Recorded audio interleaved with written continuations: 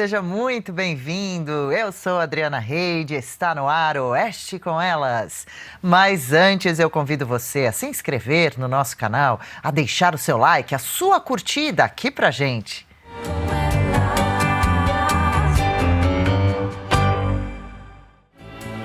Oeste com Elas no ar, bom dia! Hoje é sexta-feira, 25 de julho de 2025, sejam todos muito bem-vindos. O ministro Alexandre de Moraes alertou que o ex-presidente Jair Bolsonaro pode ser preso se o filho, o deputado Eduardo Bolsonaro, continuar divulgando as falas do próprio pai nas redes sociais. A advertência veio após o deputado, que está nos Estados Unidos, compartilhar conteúdo do pai, o que viola as restrições judiciais impostas por Alexandre de Moraes. Eduardo Bolsonaro respondeu ao ministro Alexandre. O parlamentar chamou a decisão do magistrado do STF de tentativa de censura tosca e desesperada, acusando Moraes de usar o pai dele como refém. Ele comparou o ministro a um tirano covarde e citou países como Cuba, China e Coreia do Norte, dizendo que também ameaçam famílias de dissidentes políticos exilados. E agora, sobre estes e outros assuntos, nós vamos conversar com o deputado Eduardo Bolsonaro. Bom dia, deputado, tudo bem? Bom dia, Marina, bom dia a todos que nos assistem, né, a todos vocês do Oeste com Elas. Obrigado pela oportunidade de estar aqui e falar. E hoje em dia, né, é um sinônimo até de coragem abrir os microfones para esse humilde deputado licenciado falar, mesmo aqui de fora, né?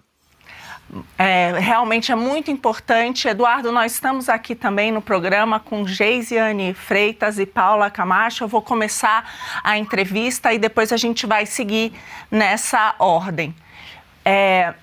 O secretário de Estado, Marco Rubio, deu um recado bem duro para a Europa. Milhares de europeus estão sendo condenados pelo crime de criticar o seu governo. Censura usada para proteger os líderes europeus do seu povo.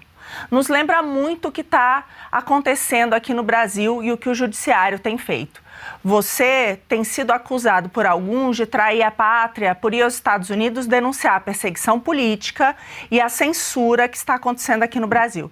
Eu queria que você desse a sua versão do que você foi denunciar e por que o Brasil tem recebido essas sanções do governo Trump. E o que de fato Trump deseja? Perfeito, Marina. Primeiro, o Marco Rubio ele não é a primeira autoridade de alto nível americana a dar esse recado aos europeus, né? Antes, mais para o começo do ano, a gente teve o D.D. Vance num evento na Alemanha, onde basicamente ele falava isso para altas autoridades militares europeias, né? Ou nós compartilhamos dos mesmos valores, ou nós vamos seguir caminhos diferentes. Eu acho que a União Europeia ela entendeu bem o recado, tanto é que o Trump ele conseguiu aquilo que ele queria, né? Que era o incremento de parte do PIB dos países da União Europeia para a OTAN. E isso daí mostra que o Trump ele tem sido vencedor em todas as disputas que ele entra. E o que eu vim fazer aqui, Marina? E a gente, graças a Deus, conseguiu atrair a atenção do Trump, do secretário Marco Rubio e das autoridades americanas. Eu vim aqui denunciar aquilo que toda pessoa normal no Brasil, toda pessoa intelectualmente decente, consegue enxergar, né? É que não é normal você prender em massa 1.500 pessoas e jogar elas até 17 anos na cadeia como se fossem terroristas, né? Algumas delas com mais de 70 anos de idade, deficientes físicos que estão sendo presos sob alegação de risco de fuga. Enfim, morte do Clezão. A gente está vendo agora, né, o depoimento do Felipe Martins, que foi homem demais, né? Convenhamos, né? Segurou cadeia e conseguiu ali dar um recado para o sistema que prefere sofrer uma injustiça do que cometê-la. Então são vários abusos. Tem Daniel Silveira, tem delegado Anderson Torres, né, que foi ministro da Justiça do Jair Bolsonaro, depois secretário de Segurança Pública do governador Ibanez. Há muito tempo a caneta do Moraes ela não encontra limites. A gente poderia resgatar até a nomeação do Ramagem, em que pese isso daí não se tratar especificamente de direitos humanos, mas vocês sabem que existe está repleto, né, de possibilidades. Tanto que os relatórios e materiais documentados que nós enviamos para as autoridades americanas não é algo simples. Foram algumas dezenas de relatórios, com várias matérias da imprensa, com vários fatos documentados, com testemunhas, né, com, enfim, não é que a gente está lutando para ter uma possibilidade de poder mostrar algo que deu errado. Existe um plantel de coisas que estão sendo feitas erradas no Brasil. Então, nesse contexto todo, essas são as violações que a gente coloca aqui fora. E elas, né, elas só se mostram cada vez mais concretas quando o próprio Alexandre de Moraes vai acelerando. Então, por exemplo, no mesmo dia em que o Alexandre de Moraes colocou uma tornozeleira no Jair Bolsonaro e proibiu ele de falar comigo, né, o pai de falar com o filho, à noite saiu a decisão dos vistos. Agora, eles pensaram novamente em prender o Jair Bolsonaro. 2 dias atrás eu estava em Washington, D.C., falei com uma pessoa que, poxa, tem acesso direto ao Trump, e ele disse assim: Eduardo, meu Deus do céu, eu não quero nem imaginar o que o Trump vai fazer caso eles prendam o seu pai. Mesmo sabendo que o que a gente está fazendo aqui é muito além de Jair Bolsonaro. Se você ler a carta do Trump, ele fala de Bolsonaro, apoiadores, etc. Mas enfim, Marina, para não me alongar tanto e devolver a palavra a você. Tem sido muito aceito aqui. Toda a atitude do Alexandre de Moraes causa impacto, congelamento das contas bancárias da minha esposa, etc. E é por isso que eu acho que a gente está mais perto do que nunca da aplicação da Lei Magnitsky contra o Alexandre de Moraes. Deputado, aqui é Paula Camacho, muito obrigada pela sua entrevista e parabéns pelo trabalho. Ontem, né, ontem foi exposto o vídeo do Felipe Martins, né, a depoimento dele, que viralizou nas redes sociais, que está todo mundo sabendo o que realmente aconteceu, né, o tratamento desumano que foi dado a ele. E eu queria ver com você se você tem informações sobre o processo do Felipe Martins se está indo em frente, como está o processo do Felipe Martins contra tudo isso que vem acontecendo, contra essa possível fraude no sistema de imigração americano que teve para prender ele ilegalmente e colocar ele na prisão durante 6 meses. Eu queria saber de você se você tem informações de acordo com o que está acontecendo, se você sabe, se alguém contou para você, o que você pode falar para a gente sobre esse caso tão importante? Esse é um dos casos que a gente catalogou e colocou adiante aqui para as autoridades americanas. Eu falo muito autoridade americana, porque eu não quero expor as pessoas com as quais nós falamos, tá? Não por ser ilegal e etc., mas para preservá-las, porque a gente já conhece o nosso inimigo. Uma vez ele sabendo, né, quem são os nossos principais ativos aqui, eles vão vir para cima dessas pessoas. Né? Então o caso Felipe Martins é um dos casos catalogados e é uma outra frente que o Alexandre de Moraes vai ter que lidar. O Alexandre de Moraes ele tem a frente da censura da Rumble e da Truth Social, ou seja, ele comprou uma briga direta com uma empresa do presidente Trump. Eu jamais aconselharia alguém a fazer isso. Né? Pô, isso daí está numa ação judicial em Tampa, na Flórida. Você tem a questão da Lei Magnitsky, que são as violações de direitos humanos, etc., que eu e o Paulo Figueiredo a gente leva adiante aqui, principalmente, outras pessoas contribuem também. E tem também essa questão do Felipe Martins, que é um crime federal. E já está provado que a entrada dele nos Estados Unidos ela foi falseada no sistema migratório norte-americano. Então, os detalhes exatamente eu não sei. Eu sei que os advogados do Felipe Martins estão colocando adiante essa questão dentro dos tribunais, porque é outra causa que está dentro da justiça. Né? Eu acompanho o novo advogado do Felipe Martins, né, o doutor Chiquini, e ele tem feito, na minha opinião, um excelente trabalho, porque não adianta você querer argumentar tecnicamente com o Alexandre de Moraes, e o Alexandre de Moraes, uma vez provocado, ele mostra quem ele realmente é, né? O baixo nível, a várzea que está esse Supremo Tribunal Federal com o Alexandre de Moraes, e eu sei que isso daí certamente vai dar problema, porque aqui nos Estados Unidos vale aquela máxima, né, de pau que dá em Chico também dá em Francisco. Então não existem motivos para você passar a mão na cabeça de um funcionário que falsificou os registros migratórios norte-americanos. E essa, inclusive, é uma bandeira do presidente Trump. Durante a eleição inteira, ele falou do queijo suíço, que são as fronteiras norte-americanas, e certamente agora, né, vai colocar o foco em cima disso. E aí tem a parte civil e a parte criminal do fato do Felipe Martins. Mas eu acho que os detalhes mais fidedignos, etc., quem pode trazer é o advogado dele, né, o doutor Chiquini. Mas eu também já fiquei sabendo que isso não está mais no estágio de autoridade de baixo nível. Já chegou em gente grande dentro dos Estados Unidos e a gente espera que atitudes sejam tomadas. Lembrando, isso daí vai implicar Fábio Shor, vai implicar Alexandre de Moraes, vai implicar todo mundo que trabalhou com o caso do Felipe Martins. Porque é notório que ele nunca saiu do Brasil. E o Alexandre de Moraes e o Fábio Shor sabiam que ele nunca saiu do Brasil. E vale aqui um detalhe importante. O Felipe Martins, na primeira inserção dele nos sistemas migratórios norte-americanos, foram inseridos o seu nome escrito errado, não era Felipe, era Felipe, algo assim, e também com o seu número de passaporte antigo, que havia sido extraviado, ou seja, ele certamente não utilizaria esse passaporte para entrar nos Estados Unidos em 30 de dezembro de 2022.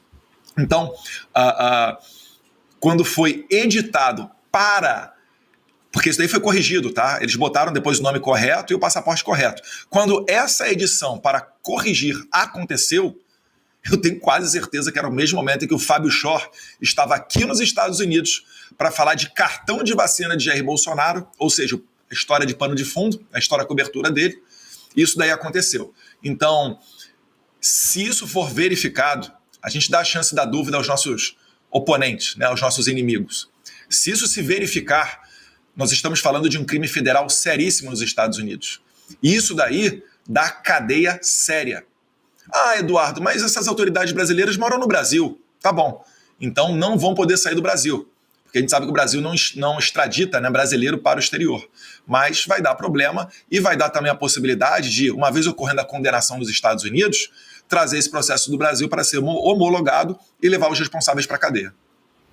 Deputado, bom dia, seja bem-vindo ao Oeste, obrigada por conversar conosco. Deputado, quando nós falamos a respeito de geopolítica, a gente sempre tem aquela especulação de que o Brasil está se aproximando de grupos comunistas do bloco mais ditatorial do nosso país. A minha pergunta é muito direta, se os Estados Unidos enxerga como uma aproximação ou se os Estados Unidos já enxerga como um ato consumado, como um fato. O Brasil já está do lado de lá.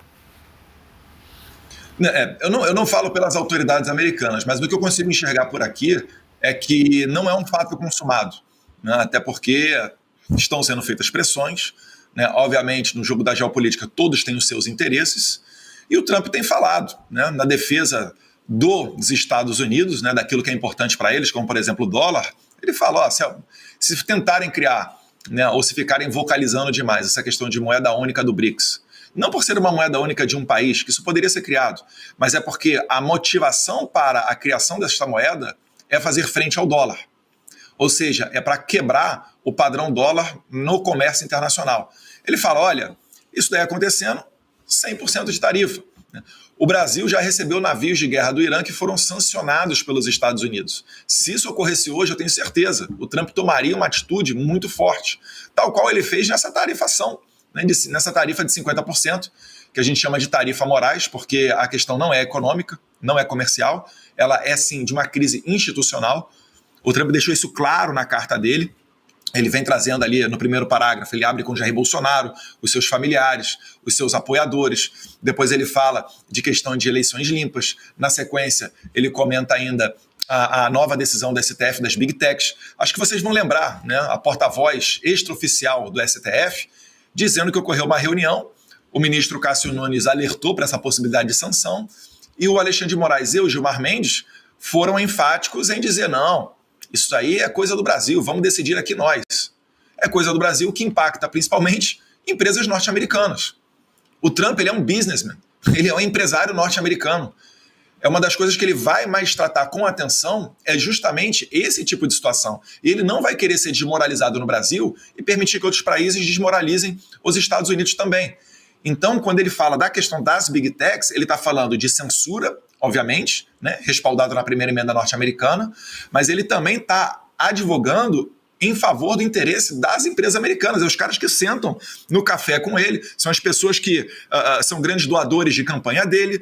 Então, é inimaginável que o Alexandre de Moraes e o Gilmar Mendes possam querer bater de frente com um inimigo tão poderoso. Isso não é submissão, não, gente.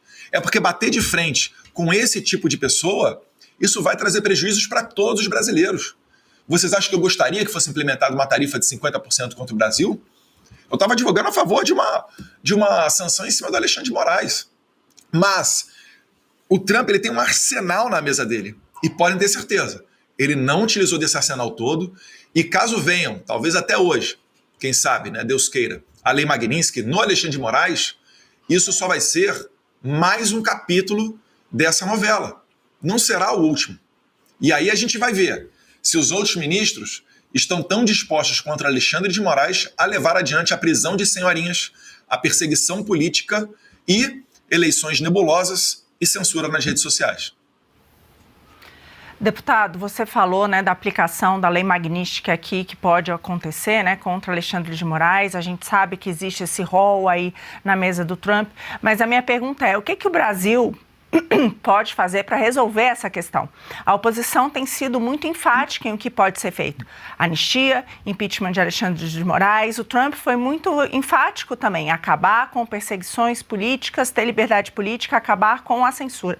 Então, isso tudo diz respeito a essas pautas, né, que deveriam estar no Congresso, mas a gente vê que a anistia tem, a maioria dos deputados que queriam, né, a urgência da votação do PL da anistia e Mota sentou em cima. Flávio Bolsonaro protocolou mais um pedido de impeachment de Alexandre de Moraes, mas o Alcolumbre sentou em cima. Mota e Alcolumbre também parecem estar na mira de Trump. Eu pergunto, o que dá para ser feito? E a população, o que ela pode fazer para pressionar os congressistas a tomar alguma atitude para enfrentar, de fato, esses problemas que, como você disse, são problemas institucionais que precisam ser enfrentados? Essa talvez é a pergunta mais importante que a gente tem hoje no Brasil inteiro, né, Marina? Excelente. Vocês viram que o Alexandre de Moraes, mesmo pela grande imprensa, acompanhando pelos bastidores da grande imprensa, que o Alexandre de Moraes queria prender o Jair Bolsonaro e não prendeu? Pela primeira vez houve um recuo. O Fux, que já vinha demonstrando sinais de não estar em concordância, não estar alinhado com Alexandre de Moraes na condenação de Jair Bolsonaro, votou contra, abertamente contra, pela primeira vez, a tornozeleira em Jair Bolsonaro e demais medidas cautelares. Isso tudo está acontecendo porque eles estão vendo que o movimento é sério. O Eduardo Bolsonaro não é mais o fujão, não é mais o covarde, não fazem mais chacota comigo nos jantares na casa do Alexandre de Moraes. E assim como essa percepção tem mudado, também todos viram quais vícios foram cancelados. Que não foi só do Alexandre de Moraes. Foi também, por exemplo, de Rodrigo Pacheco. Eu não sei se vocês têm aí, talvez mais para frente no programa das senhoras vocês possam assistir, mas o vídeo em que o Lula fala que ele é bom de truco. Não sou mineiro, mas sou bom de truco. Se o Trump trucar, eu vou dobrar para 6. É num evento onde atrás do Lula estavam lá o Pacheco, o Camilo, né, Camilo Santana, outras autoridades do governo, outros deputados federais. Nenhum deles está sorrindo. Quando o Lula fala que vai trucar com o Trump, o Rodrigo Pacheco, ele quase bota a mão na boca, assim, ele fica assim, incrédulo. Ele fala, meu Deus, meu Deus, meu Deus, meu Deus, onde é que vai acabar isso? Eu te digo, Rodrigo Pacheco, onde é que vai acabar? Ou a anistia será aprovada, ou todos os senhores acabarão tendo o mesmo destino de Alexandre de Moraes. E onde é que o povo entra nisso daí? Mostrando que o Trump não está tomando uma decisão isolado, que mesmo diante de um estado de exceção que persegue pessoas, que persegue velhinhas, onde a todo momento, antes de uma manifestação de rua, os deputados do PT discursam falando, olha, vocês vão para a rua, vai acontecer com vocês igual o 8 de janeiro, vocês vão tudo para a cadeia. Que mesmo debaixo dessa ameaça, o povo brasileiro é capaz de mandar um recado para o mundo. Um recado de que está disposto a se sacrificar para lutar pela sua liberdade. Eu acho que no Brasil inteiro agora haverá, por todo o país, grandes manifestações dia 3 de agosto. E é um momento ímpar, porque 3 de agosto é o último domingo antes da volta do trabalho do Congresso Nacional. Então todos aqueles que desejam, né, colocar uma boa mesa de negociação com os Estados Unidos para tratar de tarifa, igual o Japão acabou de fazer e está agora anunciando mais de $500 bilhão de investimento nos Estados Unidos, igual vários outros países estão conseguindo fazer, a gente tem que entrar nessa mesa de negociação numa boa posição.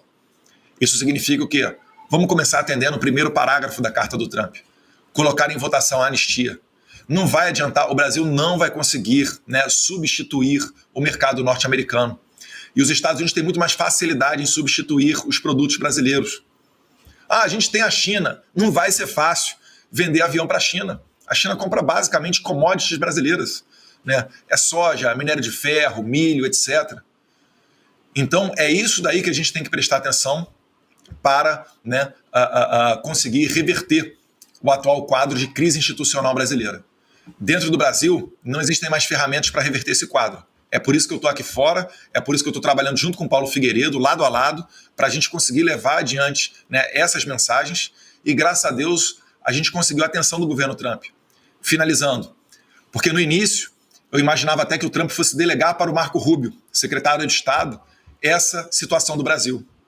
Mas quando ele colocou na sua própria rede social, a Truth Social, né, post muito duro contra o Alexandre de Moraes, contra a crise institucional brasileira, falando abertamente do presidente Jair Bolsonaro, ele puxou para a responsabilidade dele. Ou seja, podem ter certeza, o Trump nunca recuou. Ele ganhou do Canadá na questão migratória, tarifou o Canadá e conseguiu mais rigor, né, na política migratória canadense. Ele tarifou o México e depois vieram as maiores apreensões de fentanil da história do México. Ele queria inspecionar e parar o programa nuclear do Irã. O Ali Khamenei, o líder do Irã, se negou, ele bombardeou o Irã. Então podem ter certeza, não vai ser o Lula chupando jabuticaba ou o Alexandre de Moraes mandando recado via grande imprensa que vai conseguir parar o Trump.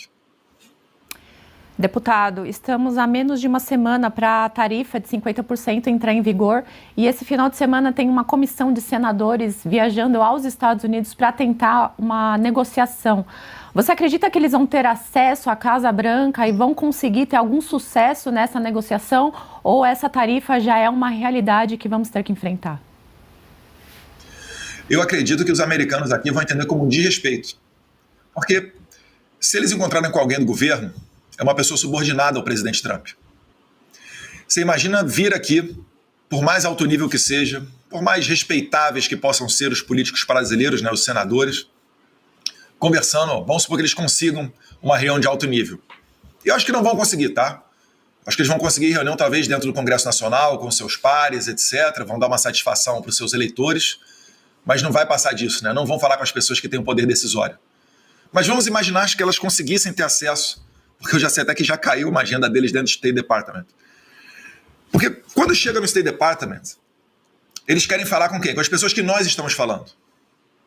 As pessoas que a gente conseguiu a confiança, as pessoas que nós temos relatórios, as pessoas que nós mostramos às vezes com matérias da grande imprensa de esquerda, de viés de esquerda, que aquilo que nós estamos dizendo, temos razão. Aí chega, essa pessoa fala, Eduardo, Paulo, você conhece fulano, ciclano e beltrano? Eu falei, sim. Estou pedindo uma agenda aqui com tal pessoa. Tem até parlamentar do partido do Lula. Eu não estou entrando no mérito de quem são, do passado deles, nem nada não. Mas um americano aqui, ele vai olhar para isso e vai falar, bem, o cara é do partido do Lula. O Lula está chupando jabuticaba. O Lula está falando que vai trucar. O Lula está adorando essa história toda. O comandante da sua política internacional, Celso Amorim, né, que prefaciou o livro do Hamas, está cantando musiquinha Quem Tem Medo do Lobo Mau. Vocês acham que o meu chefe, o presidente Trump, né, aí eu estou me colocando no lugar da autoridade americana aqui, porque depois vão fazer corte, já imagino. Vocês acham que ele vai receber de bom grado isso, sem que antes nós tenhamos tentado cumprir um dos 4 pontos da carta dele para o Lula? Eles vão tomar isso como desrespeitoso, porque os pontos do Trump, ele não está exigindo nada demais. Ele está exigindo o quê? Uma normalidade democrática. Quem é que é contra soltar presos políticos? Quem é que pode ser contra eleições limpas e transparentes? Quem é que pode ser contra, né, cada um dizer o que puder na internet e ser individualmente responsável por aquilo? E não um novo modelo de censura que responsabiliza a empresa por aquilo que o usuário diz. Quem é que pode ser contra isso, gente? Aí os senadores vão vir aqui, vão se encontrar com autoridades americanas. Por que eu sou favorável nesse ponto? Eu discuto com o Paulo Figueiredo e acabei sendo voto vencido. Por que eu sou favorável que eles encontrem com as autoridades americanas? Para eles receberem uma mensagem dura e entenderem que o que está sendo feito aqui não é brincadeira. Não é uma questão comercial. É uma questão de se tratar de solucionar uma crise institucional. O Trump fala a todo momento, meu Deus do céu. Será que não tem assessores nesses gabinetes que consigam traduzir a carta do Trump para português? Ou sequer português eles entendem, porque a área ocidental do State Department tem enviado mensagens em português. A embaixada americana ontem estava retuitando o Darren Betts, que é uma pessoa altamente relevante, se não o principal agente da Lei Magnitsky dentro do State Department, que estava tuitando e falando. Será que não consegue entender isso? Porque o americano já mandou vários recados. E tudo que ouviu foi chacota, foi não recuo com relação à censura, foi dobrar a aposta, foi bracelete, tornozeleira eletrônica no Jair Bolsonaro, foi congelamento de contas bancárias da minha esposa. Para finalizar aqui, eu estava ontem, né, Geisiane, Paula e Marina, eu estava dando uma entrevista para o Real America's Voice, um grande portal aqui de comunicação. No final da entrevista, obviamente estava tratando de Alexandre de Moraes, no final da entrevista a pessoa falou: Eduardo, que lamentável o que está acontecendo com seu pai. Será que não seria possível você fazer uma ponte para nós entrevistarmos o seu pai? Eu falei: não, porque foi antes da decisão do Moraes, né, dizendo o seguinte, ele está proibido de dar entrevista e ele pode até ir para a cadeia, porque ele deu uma entrevista e ele não sabia que não poderia. O americano ele fica sem entender, ele fica assim, olha, desculpa, vocês estão um nível abaixo da Venezuela. Então é por isso que o Trump está tomando essas decisões todas de maneira tão emergencial e de maneira tão contundente. Se nós deixarmos para depois, se o sistema se consolidar, aí não adianta mais sanção, remédio diplomático, pode sancionar em 1000%, que aí realmente nada disso aí vai adiantar. Nós queremos evitar que esse momento chegue, né, e a gente quer abrir uma boa mesa de negociação. Deputado, nós somos mais de 26 mil telas aqui no Oeste com Elas. Quero transmitir ao senhor aqui o carinho da audiência. A audiência está super feliz com a sua disponibilidade aqui de tempo e agradecer também a nossa audiência, lembrar aqui a nossa audiência que nós estamos no ar segunda a sexta a partir das 10 da manhã, Oeste com Elas, então, aqui na Revista Oeste. Deputado, a gente sabe também que teve um pouco de ruído em relação à sanção Donald Trump, o tarifaço ali de 50%, especialmente nos empresários. A gente sabe que isso mexe bastante com o nosso empresariado e com o nosso agronegócio. Gostaria de ouvir do senhor algum recado para essa classe, se o senhor tem algum recado. Alguns ficaram muito incomodados, alguns acharam que foi uma medida descabida. Gostaria então que o senhor passasse algum recado aos nossos empresários. Primeiro, né, leiam todos os livros do Trump. Aprendam que o que ele está fazendo não é nada de extraordinário. É tudo que ele sempre fez nas décadas dele enquanto empresário. Ele estressa a situação para entrar numa mesa de negociação de uma maneira mais confortável. E ele sabe que quando ele dá uma sacolejada no tabuleiro, primeiro as pessoas negam, né? Depois elas acabam aceitando e daí sim, né, ela vai acabar entrando na mesa de negociação. O Brasil está chegando perto desse momento da aceitação. Muita gente achando que daria para postergar as tarifas, agora elas estão entendendo que a coisa é para valer. Até porque o Trump ele já postergou no passado a tarifa com relação a outros países, mas era quando estava se tratando apenas de questão comercial. No Brasil tem um conteúdo de crise institucional liderada pelo Alexandre de Moraes. É por isso que eu falo muito no Moraes e deixo um pouco de lado o Lula. O Lula é coadjuvante. O Lula, ele é aquele bêbado da rua, sabe? Você vai comprar pão, aí tá lá, 7 da manhã, o cara do outro lado da rua lá gritando, te xingando, mas é só o bêbado da rua, ninguém dá muita importância para esse cara, não. Então, se você conseguir se colocar no lugar do Trump, você vai entender que está chegando próximo da mesa de negociação. Mas, infelizmente, o Brasil ele vai acabar sendo aquele país que vai pagar o pato para que o Trump prove que quando ele fala que ele vai tarifar dia tal, ele realmente irá fazê-lo. Para não se criar mais essa percepção de que não, ele sempre posterga, então ele vai postergar. Não, o Brasil vai servir de exemplo de que o Trump ele é duro não só nas palavras, mas também na ação. Mais uma vez, não é algo que eu deseje, não é algo que eu gostaria. Mas o Brasil tem que entender que se nós nos comportamos como uma ditadura, nós vamos receber tratamento de ditadura. E num regime de exceção não se gera riqueza. Quem são as pessoas ricas em Cuba? Quem são as pessoas ricas na Venezuela? São só os agentes do governo. É só o rei e os amigos do rei. Na Venezuela, só o Maduro que está gordinho. Então, brasileiros, nós temos que entender o seguinte, nós estamos num momento crucial, onde, graças a Deus, o presidente da maior potência econômica e bélica do mundo está tendo atenção com o nosso país. Por quê? Nós estamos prestes a escolher 2 caminhos.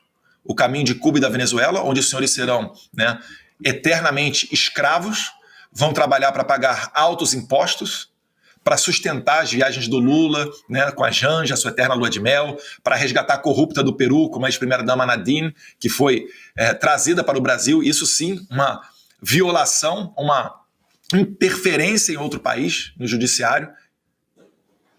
Ou se a gente vai estar disposto ao sacrifício pessoal para salvar o nosso país inteiro.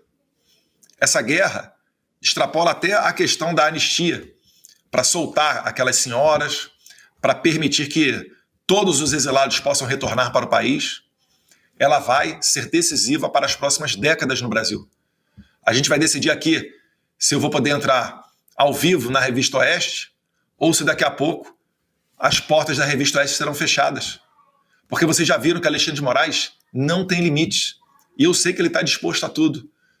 Agora, o que eu quero saber é, Gilmar Mendes está disposto a tudo? A sua esposa Guiomar está disposta a tudo?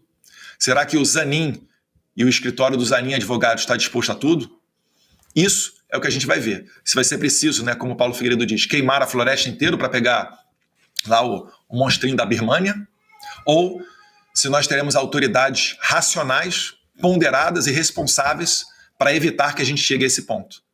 Empresários brasileiros, é hora de, em massa, fazer pressão contra o Alexandre de Moraes, bater na porta do STF e do povo ir para as ruas, principalmente, né, dia 3 de agosto, além de outras eventuais manifestações. Deputado, aproveitando o seu ensejo, Lula disse isso da própria boca, né? Que ele não consegue governar mais sem o STF. Então, não é a gente que está dizendo, foi o próprio presidente Lula que disse essas palavras. E a gente sabe que o Brasil está sofrendo um regime de tentativa de censura já desde 2019, né? Você falou da Revista Oeste e, de fato, tentaram censurar a Revista Oeste, inclusive ele deu uma ordem, né, para o seu assessor de usar a criatividade, né, quando se tratava das formas de poder censurar ou não a revista. Então, isso é muito grave. E o STF foi muito interessante, porque o Trump tomou essa decisão dias depois da decisão do STF, que é uma decisão muito arbitrária, de censura que não tem nem ditadura, porque você não sabe quem é que vai mandar derrubar o seu post, se é o ditador ou não. As próprias redes vão ter que fazer isso com medo de sofrerem multas.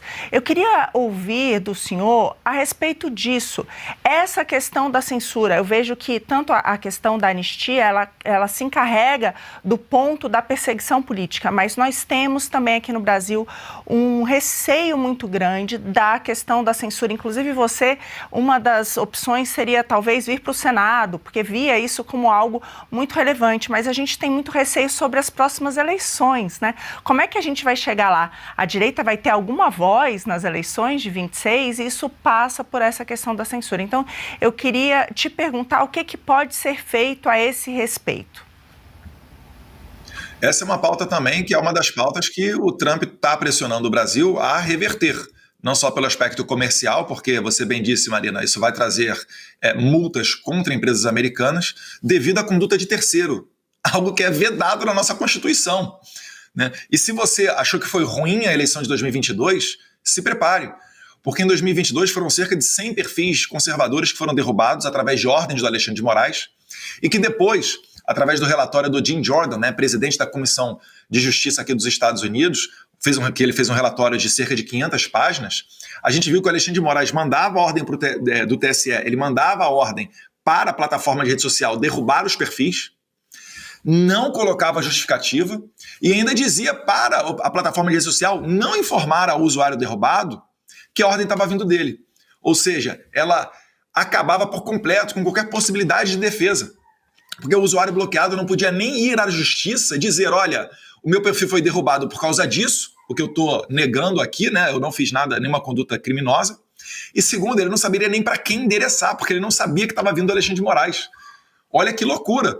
Mas se você reclamou desse modelo, se prepare.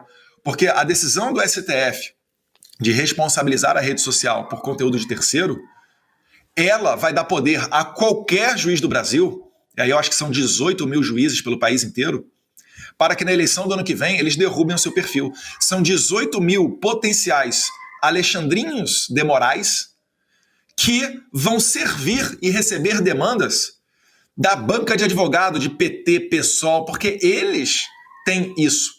Eles vivem à base de bilhões de dinheiros públicos, eles foram regados com o dinheiro da USAID, eles são regados via SECOM do Lula, porque tem uma parte da imprensa que agora fala não, são centenas de milhões aqui no novo projeto de comunicação do Lula, reunião com youtubers. Se o Bolsonaro tivesse feito 0,001% disso, ele estaria na cadeia durante 300 anos, com as narrativas de milícia digital, gabinete do ódio. Até hoje eu quero saber do Alexandre de Moraes o que é milícia digital. Né? Um inquérito aberto em 2019 das fake news está aberto até hoje e nunca mostraram pra gente. Eles só acusam, não descem nos detalhes. Acusam a gente de fake news, não falam qual é a fake news. Mas enfim, indo para a eleição dessa maneira, a direita vai ter muitos problemas para eleger os seus candidatos. Porque vai ser censura a todo momento e vocês não vão nem na Revista Oeste dar conta de notificar, de noticiar todas elas. Então, certamente vai ser uma eleição onde o pêndulo vai estar favorecendo a esquerda e o marreta do Estado vai estar em cima da direita. Nesse contexto é que o Trump quer atuar. Se nós chegarmos numa eleição, nessa caixa preta que a gente utiliza de um processo 100% eletrônico, onde a direita não vai ter a possibilidade de falar.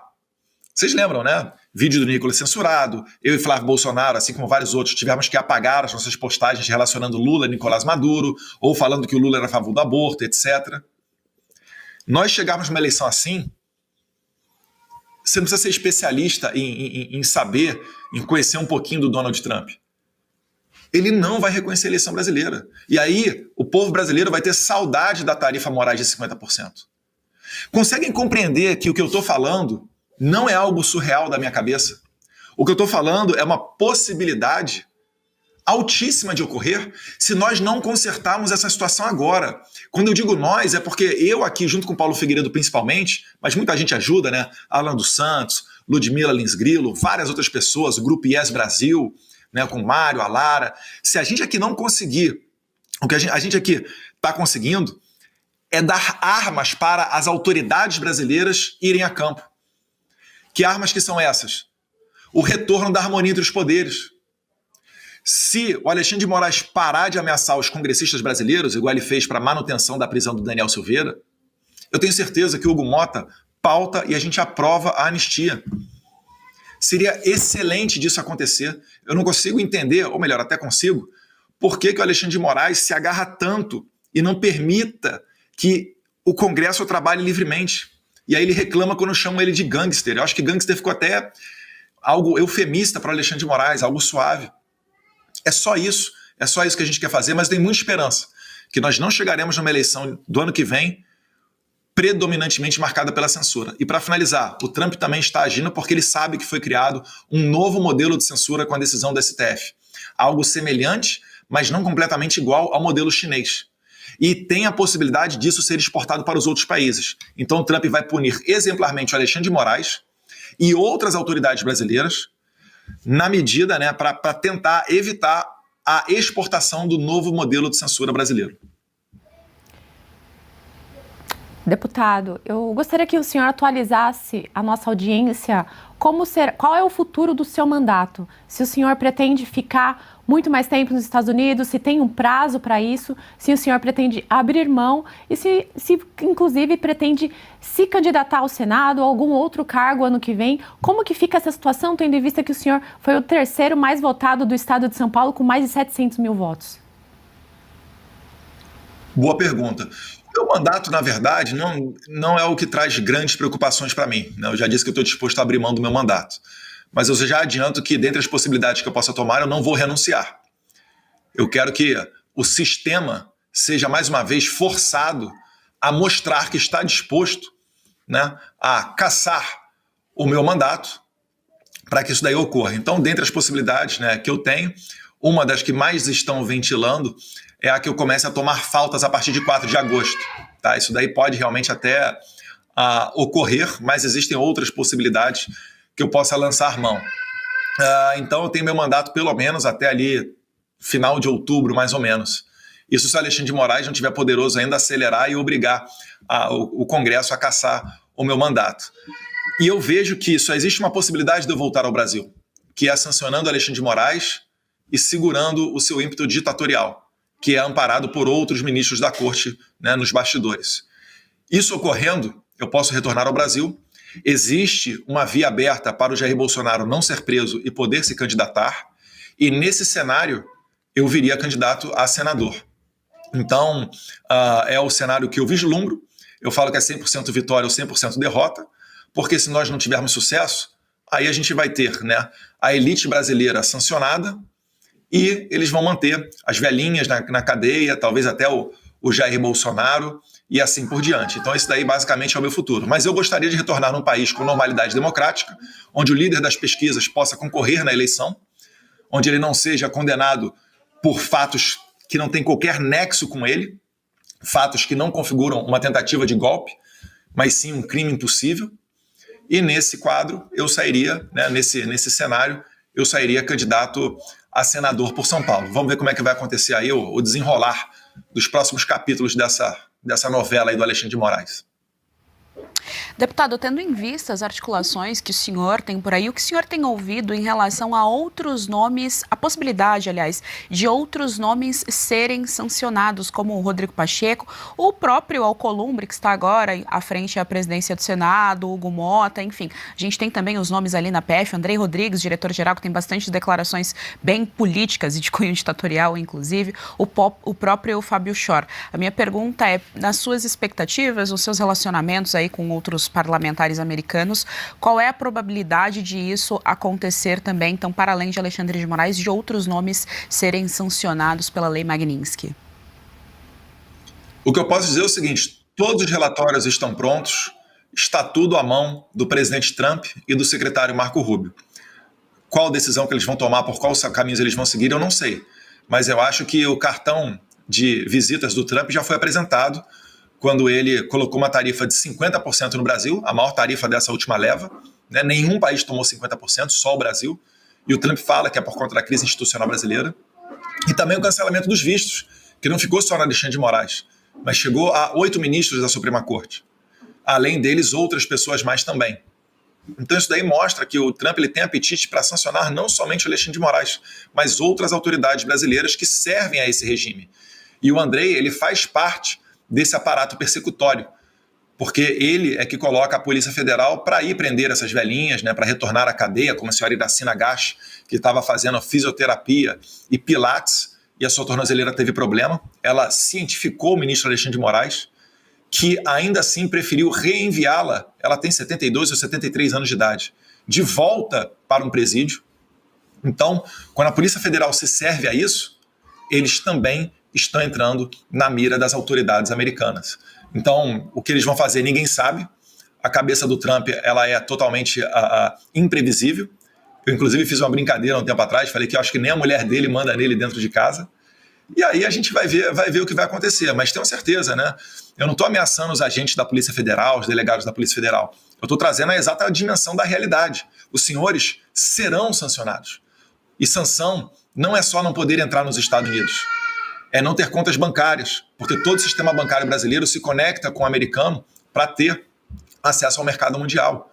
São coisas muito mais severas. Vocês serão impossibilitados de abrir uma conta no Gmail, uma conta na Uber.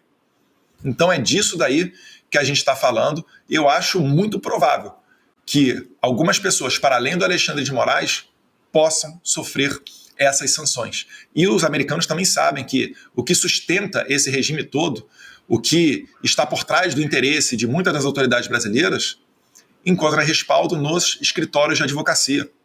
É por isso que eu quero deixar bem claro aqui que a Viviane Moraes, esposa do Alexandre de Moraes, ela não é uma pessoa inocente igual a minha esposa. Porque eu vi na internet muita gente, Mariana, dizendo ele está indo para cima da esposa do Eduardo porque o Eduardo ameaçou a esposa do Alexandre de Moraes. Não.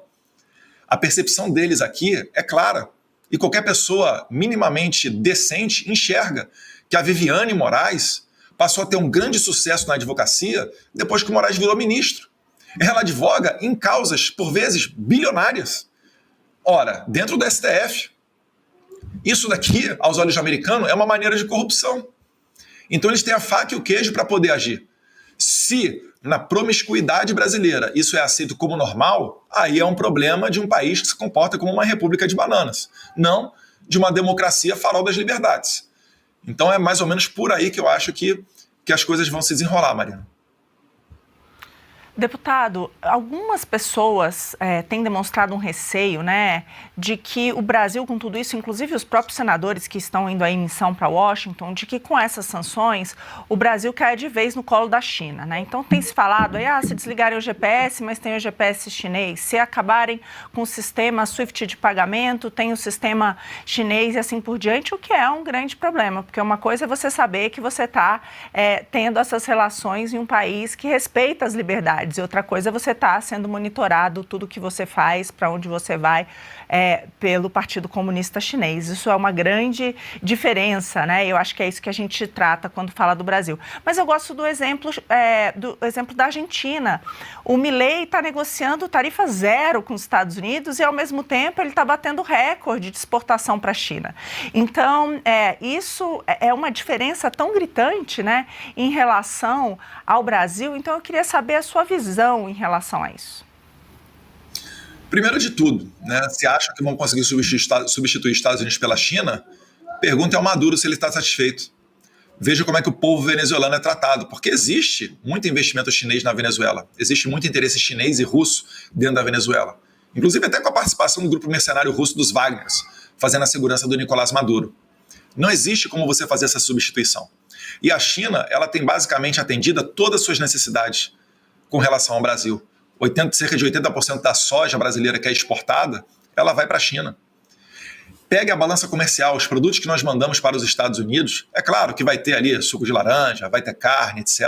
Mas o principal que pesa na balança comercial são produtos mais sofisticados, são produtos industrializados. A gente gosta muito de citar o exemplo da Embraer, né? São peças e aviões. E isso daí não vai encontrar da noite para o dia um mercado para você vender por aí afora pelo mundo. Então o Brasil vai sofrer um impacto forte disso. Quem vende a ilusão de que a China poderá substituir os Estados Unidos está mentindo. O ideal é que nós tenhamos uma dinâmica tal qual ocorria durante a presidência do Jair Bolsonaro, onde a gente tinha um Paulo Guedes com uma visão pragmática. O que acontecia? A gente mantia relações comerciais com os Estados Unidos e com a China, tirava o máximo proveito disso. Ninguém vai fazer sinal da cruz para a China. Se a China quiser pagar pelos nossos produtos, que sigamos vendendo para a China, não tem problema nenhum. Agora, o grande risco é o que você falou, Mariana, é você entrar num alinhamento ideológico onde você passe até a importar para o Brasil o aparato de censura chinês. Então, é chegado o momento do Brasil ter que se decidir com relação a isso e não haverá uma saída sem sacrifícios para a população brasileira. O que eu quero é o seguinte, é o menor sacrifício. Eu quero é abrir uma mesa de negociação e reduzir essa tarifa de 50%. Mas para isso, o Brasil tem que dar os primeiros passos, tem que dar uma primeira sinalização. O chinês, ele é muito mais agressivo do que o norte-americano. Não achem, né, que haverá, mais uma vez, uma substituição do comércio americano com o chinês. E agora os americanos, por outro lado, eles vão encontrar um café, um suco de laranja, né, ou aviões em outra parte do mundo, ou eles próprios vão aumentar a sua produção. Isso não vai ferir de morte, né, a popularidade do Trump ou matar de raiva os consumidores norte-americanos. É por isso que os Estados Unidos ele tem uma posição muito mais confortável à mesa do que o Brasil. E se o Brasil seguisse o exemplo do Milei, né, que certamente estaria ocorrendo caso, né, não tivéssemos o Lula, aí um ex-condenado na presidência, a gente também estaria negociando tarifas de 0%. O Milei ele é muito simpático ao presidente Jair Bolsonaro, já estiveram juntos, Bolsonaro foi na posse dele.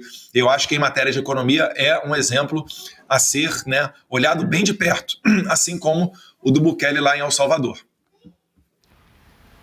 Deputado, recentemente o seu irmão e também senador Flávio Bolsonaro, ele protocolou um novo pedido de impeachment contra Alexandre de Moraes lá no Senado.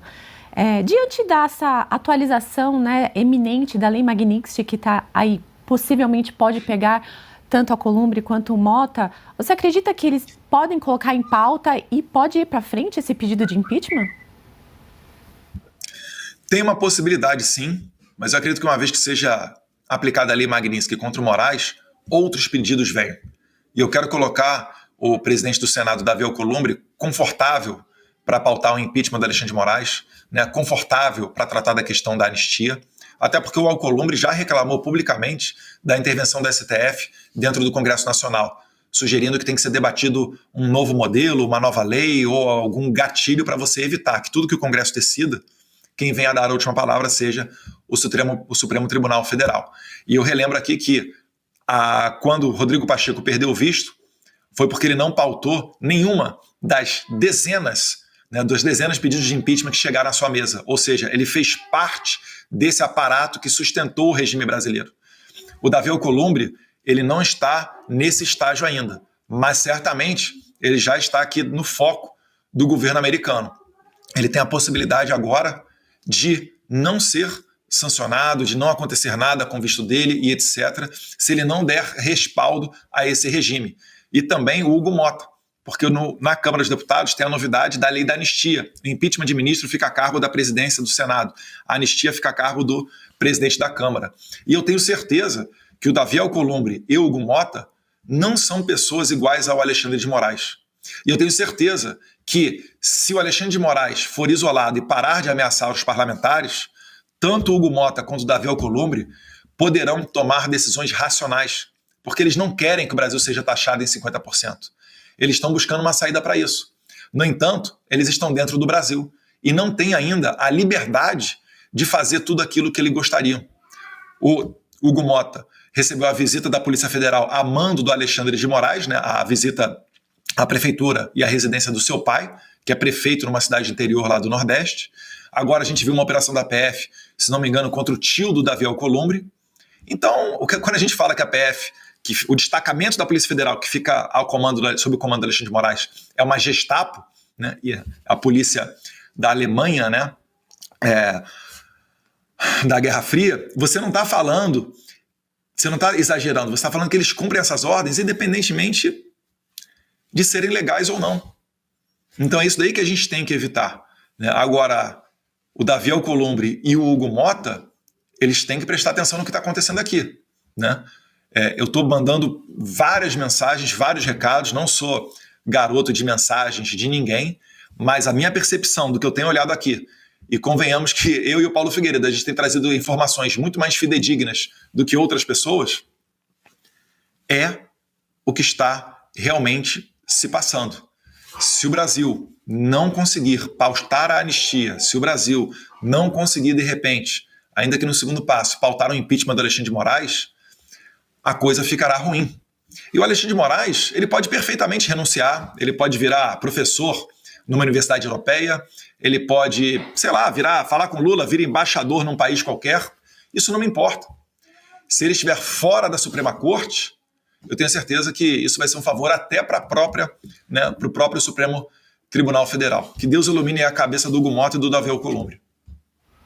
Deputado, o senhor falou aqui ao longo da entrevista bastante do nome do Paulo Figueiredo, que é o jornalista que está aí junto com o senhor em todas as articulações junto ao governo americano.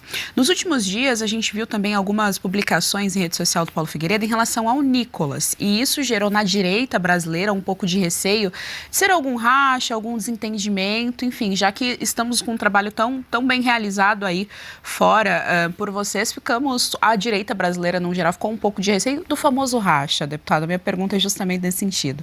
Se há algum impasse, se isso já foi resolvido, porque, afinal de contas, estamos aí próximos de algumas resoluções mais efetivas para a ditadura imposta pelo judiciário aqui no nosso país. Geis, muitas das vezes, quando até um parlamentar tem problema com visto americano, ele me procura. Por quê? Porque eu sou tido como uma pessoa que é a referência nessa parte internacional. E realmente tem muitas portas abertas e excelentes relacionamentos. O Nicolas, a área dele é a comunicação. Ele é, de longe, o maior perfil da rede social entre os parlamentares em número de seguidores. Ele é a voz que é mais escutada. Ele é um cara que sabe os gatilhos e sabe os caminhos para você fazer viralizar um vídeo. Então, na nossa percepção, eu acho que é difícil que ele não tenha a exata dimensão daquilo que está sendo tratado aqui nos Estados Unidos e que isso é vital para nós conseguirmos resgatar a democracia brasileira, porque ela não vai ser resgatada através das ferramentas internas que nós temos no Brasil. Então, causa, de certa maneira, estranheza que ele tem sido pouco ativo em levar essa mensagem adiante. Eu não acho o Nicolas uma pessoa mal intencionada, mas eu confesso que eu achava que teria mais respaldo. Isso não depende de uma conversa minha com ele. né? Depende da própria ação dele. Quando ele, por exemplo, colocou aquela peruca e fez um discurso que viralizou no Congresso, né, na Câmara dos Deputados, né, ele recebeu uma reprimenda do Arthur Lira, então presidente. Eu fui contra o Arthur Lira. Eu coloquei o vídeo dele adiante. Aqui nos Estados Unidos, antes da eleição do Trump, eu fui uma das vezes visitar o Trump, eu convidei o Nicolas. O que eu estou querendo dizer é o seguinte, da minha parte, não tem problema nenhum, tá? Eu acho o Nicolas um excelente deputado federal, mas realmente nesse ponto, eu acho que eu, enquanto colega parlamentar dele, poderia estar até falando muito mais dele, caso ele estivesse mais engajado naquilo que a gente está fazendo aqui. Eu sei que para quem está no Brasil, os riscos são outros, os perigos são outros. Não estou falando que ele está com receio de fazer nada porque está debaixo do guarda-chuva aí do Alexandre de Moraes, mas não sei, isso é uma pergunta que talvez valha a pena ser feita para ele, né? Mas o que eu posso dizer é que os braços estão abertos para todo mundo. Eu na minha rede social eu posto, né? Outro dia estava aqui até ontem o deputado estadual da Bahia, né? O Leandro de Jesus. Eu recebi aqui também o Júnior Amaral e o Caporeso de Minas Gerais, o Polon do Mato Grosso do Sul. Daqui a pouco talvez esteja vindo aí a Júlia Zanata. Então, eu não tenho disputa com nenhum deputado. E a todos eles eu levo em quem eles desejarem, sabe? Eu dou uma volta aqui nos Estados Unidos, se alguém tem algum interesse, alguma coisa, quer tratar com tal parlamentar, igual o Felipe Barros. Felipe Barros, de maneira muito humilde, veio: "Ô, Eduardo, eu sou presidente da Comissão de Relações Exteriores, te agradeço até o seu apoio para esse cargo. Tem como a gente encontrar com o presidente das Relações Exteriores aí dos Estados Unidos?" Falei, claro, porque é difícil você conseguir fazer essa abertura de portas aqui. Mas, por eu estar com muita frequência aqui, as pessoas já me conhecem. E aí fica mais fácil, porque a gente goza de credibilidade. Nós não temos envolvimento com corrupção. Sou o deputado federal mais votado da história do Brasil, sou filho de um ex-presidente, né, que comandou a Comissão de Relações Exteriores e Defesa Nacional, uma pessoa que vai na Argentina fala com Milei, vai na Hungria fala com Orbán, tem relacionamento com a família Trump aqui, já encontrei diversas vezes com o presidente Trump, mesmo fora do mandato de presidente. Então, pode ter certeza que os meus braços continuam abertos. Eu me contenho em fazer críticas a colegas parlamentares, mas, de fato, o Paulo Figueiredo ele expressa, né, uma insatisfação, que é uma insatisfação de muitos, né? Se o Nicolas pudesse ser mais ativo nas redes sociais, eu acho que isso daí ajudaria muito até mesmo o nosso trabalho aqui.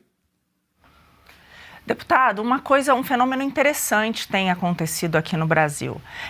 Até essa última decisão de Alexandre de Moraes, a gente via aí na mídia tradicional passar totalmente por cima de todas as arbitrariedades cometidas pelo Supremo, muitas vezes até servindo de garoto de recados dos ministros do Supremo.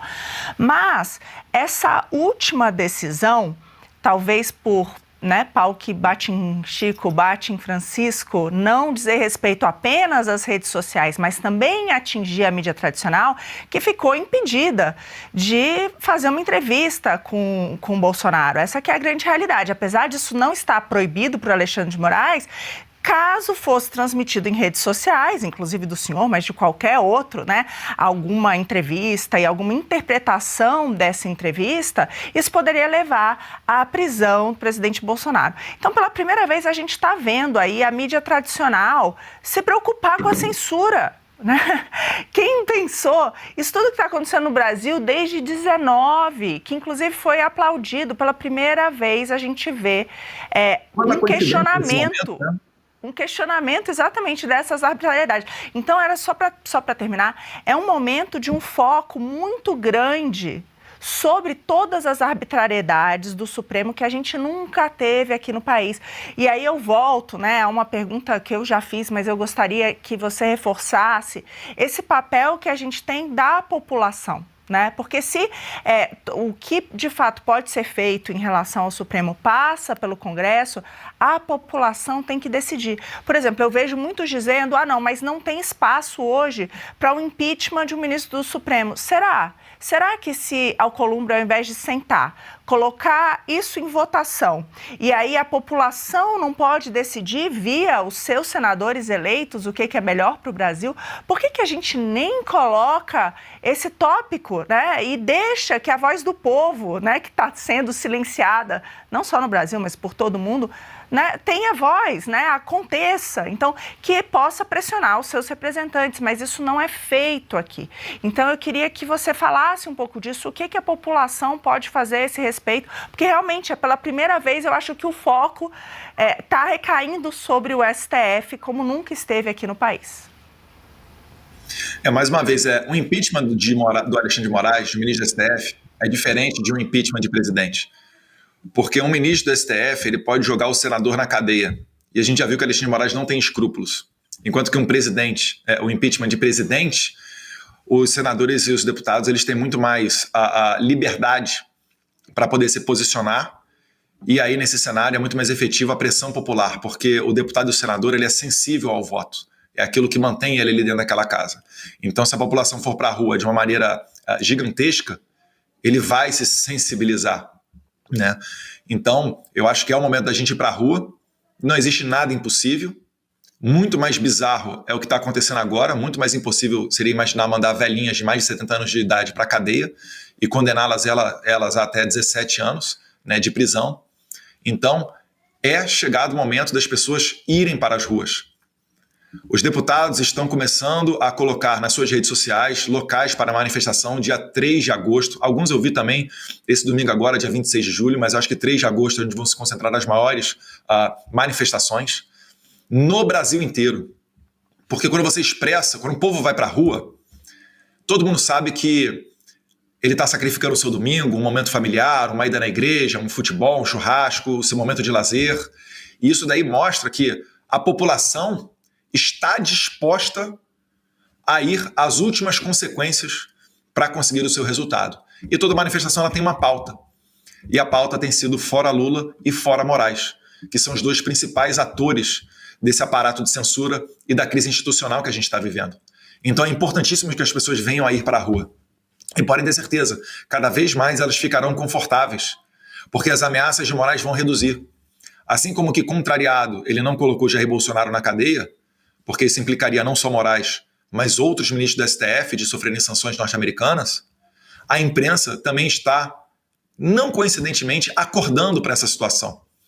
Porque muita gente ali já está começando a enxergar que o futuro é Venezuela de verdade. E mesmo que com posicionamentos de esquerda, eles podem sofrer no futuro. Então, né, a água está chegando no pescoço. E aí muita gente vai começar a ter um posicionamento parecido com o da Revista Oeste. E não vai querer nenhum juiz usando a criatividade para fechá-la e para censurá-la. E quando todo mundo se reúne a favor de uma causa, ela acontece. Quando a imprensa, setores da igreja, agro, empresariado, respaldado pelo povo nas ruas, aí a elite de Brasília, ela mexe a máquina e faz acontecer. Eu acredito que a gente está chegando próximo desse momento. A imprensa sentiu o golpe de não poder sequer entrevistar o Jair Bolsonaro.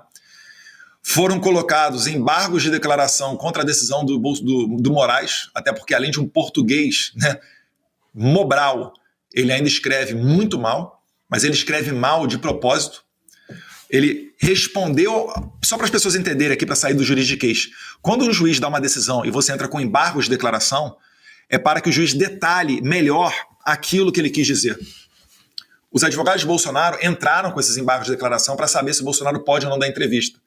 E o Moraes respondeu a esse esclarecimento, né? Ele deu o seu esclarecimento, mas ainda assim não se sabe exatamente até onde o Bolsonaro pode ir. É qualquer post, porque olha que bizarro. Eu nunca fui, Marina, citado de nada do Alexandre de Moraes. Eu vi pela imprensa que eles abriram, né? Eles arquivaram e depois desarquivaram aquele pedido do Lindbergh para pegar meu passaporte e agora pedindo minha prisão, né? Nesse pedido, eu nunca fui sequer citado. Agora, uma ação, uma conduta minha de repostar um vídeo do meu pai pode levar Jair Bolsonaro à cadeia. Olha que loucura, Marina. Vamos lá, é tipo dizer o seguinte, eu vou aqui colocar a Marina Helena na cadeia a depender do que o seu colega de partido, Marcel Van Hatten, fale na tribuna do Congresso. É isso. O que já era bizarro, né? que era um procedimento, processar um deputado, como está ocorrendo com Marcel Van Hatten, por crimes contra a honra devido a palavras de um deputado federal que goza de imunidade parlamentar, disse na tribuna, no meu caso, um PAD dentro da Polícia Federal, agora eles atualizaram o seu nível de censura, responsabilizando terceiros não só por aquilo que eles colocam na rede social, né, responsabilizando a plataforma de rede social não só por aquilo que os seus usuários postem, mas também uma maneira de tentar me silenciar. Alexandre de Moraes, você não é tão corajoso assim, Alexandre de Moraes. Eu sei que você não é tão corajoso assim. E você se comporta como um gangster, ameaçando os familiares daqueles que denunciam as suas violações de direitos humanos. Isso é super normal. Todo cubano que está aqui, todo venezuelano que está aqui nos Estados Unidos e denuncia violações de direitos humanos, as suas famílias são tratadas como reféns dentro do regime cubano e venezuelano. É por isso, prezados, né, internautas que estão nos vendo aqui pela rede, no Oeste com elas, é por isso que um dos 3 pontos que Jair Bolsonaro quis acabar, e ele acabou de fato, quando se tornou presidente, acerca do programa Mais Médicos, era que o médico cubano pudesse trazer a sua família ao Brasil. Porque a família fica como refém lá no país. E ela sofre todo tipo de tortura. E é exatamente o que eles estão fazendo comigo. Ameaçando de prisão meu pai, com base num post que eu coloco aqui. Vocês chegaram a ver qual post que era? Eu fiz um post do meu pai mostrando a tornozeleira no Congresso Nacional. Isso foi noticiado pelo UOL, CNN, Oeste, Gazeta do Povo, todo mundo noticiou, até fora do Brasil. Mas somente uma pessoa foi alvo de uma investidura do Moraes. Porque ele sabe que a gente está incomodando. Mas se Deus quiser, Marina, a gente vai dar uma guinada nessa história e ele vai parar de ameaçar os nossos reféns aí no Brasil. Deputado, não tenho nem como agradecer a sua participação aqui no Oeste com Elas. Foi um prazer recebê-lo, ouvi-lo sobre tudo o que está acontecendo, né? Acho que muitas palavras, muitas vezes são colocadas na sua boca. Também aqui expressar que é uma pena que nós tenhamos um deputado eleito que vai denunciar abusos de autoridade aqui dentro do Brasil e que corra risco de perder o seu mandato ou não possa voltar para disputar eleições. Mas isso é um retrato do que a gente tem vivido aí desde 2019. Então, bom dia para você e a casa está aberta sempre que você quiser retornar.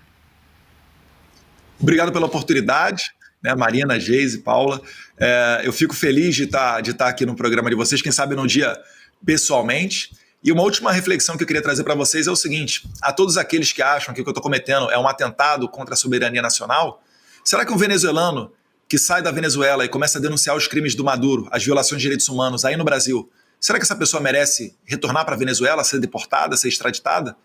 Um iraniano que porventura saia do Irã, consiga fugir daquele regime que mata mulheres se elas estiverem usando o hijab, o véu, de maneira incorreta, ou que enforca homossexuais, se eles vêm para o Brasil e começam a denunciar esse tipo de coisa, né, essas violações, será que eles merecem também ser deportados para o regime? Será que isso é um ataque à soberania nacional daqueles países? Acho que cada um pode tirar suas próprias conclusões. Muito obrigado a vocês e vida longa à imprensa livre. Vida longa à imprensa livre.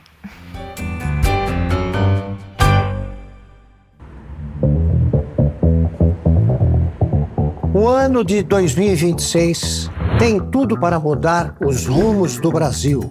O povo vai eleger 27 governadores, 54 senadores, 513 deputados. E escolherá o próximo presidente da República, que vai nomear 3 ministros do Supremo Tribunal Federal. E a chave para o país seguir o rumo que a sociedade livre deseja é a informação. A Oeste nasceu para romper o silêncio. E se tornou referência no jornalismo independente. Também por não aceitar um único centavo de dinheiro público. Porque o nosso compromisso é com você e com a verdade. Agora chegou a hora do próximo passo. Ampliar o espaço que já ocupa com a entrada no universo da TV a cabo. E fazer com que os fatos cheguem a milhões de brasileiros que ainda não têm acesso ou familiaridade com o mundo digital. Porque no ano decisivo, o Brasil precisa escolher entre propaganda e o que de fato é fato. Para tornar isso possível, dependemos de você. Precisamos de mais 20 mil assinaturas para cruzarmos a marca de 120 mil assinantes.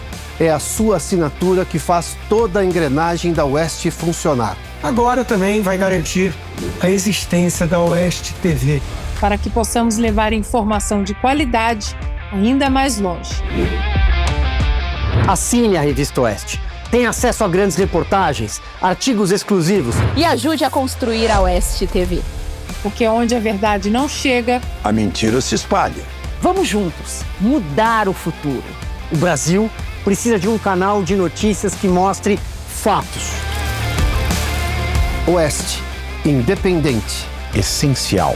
O Brasil real está aqui.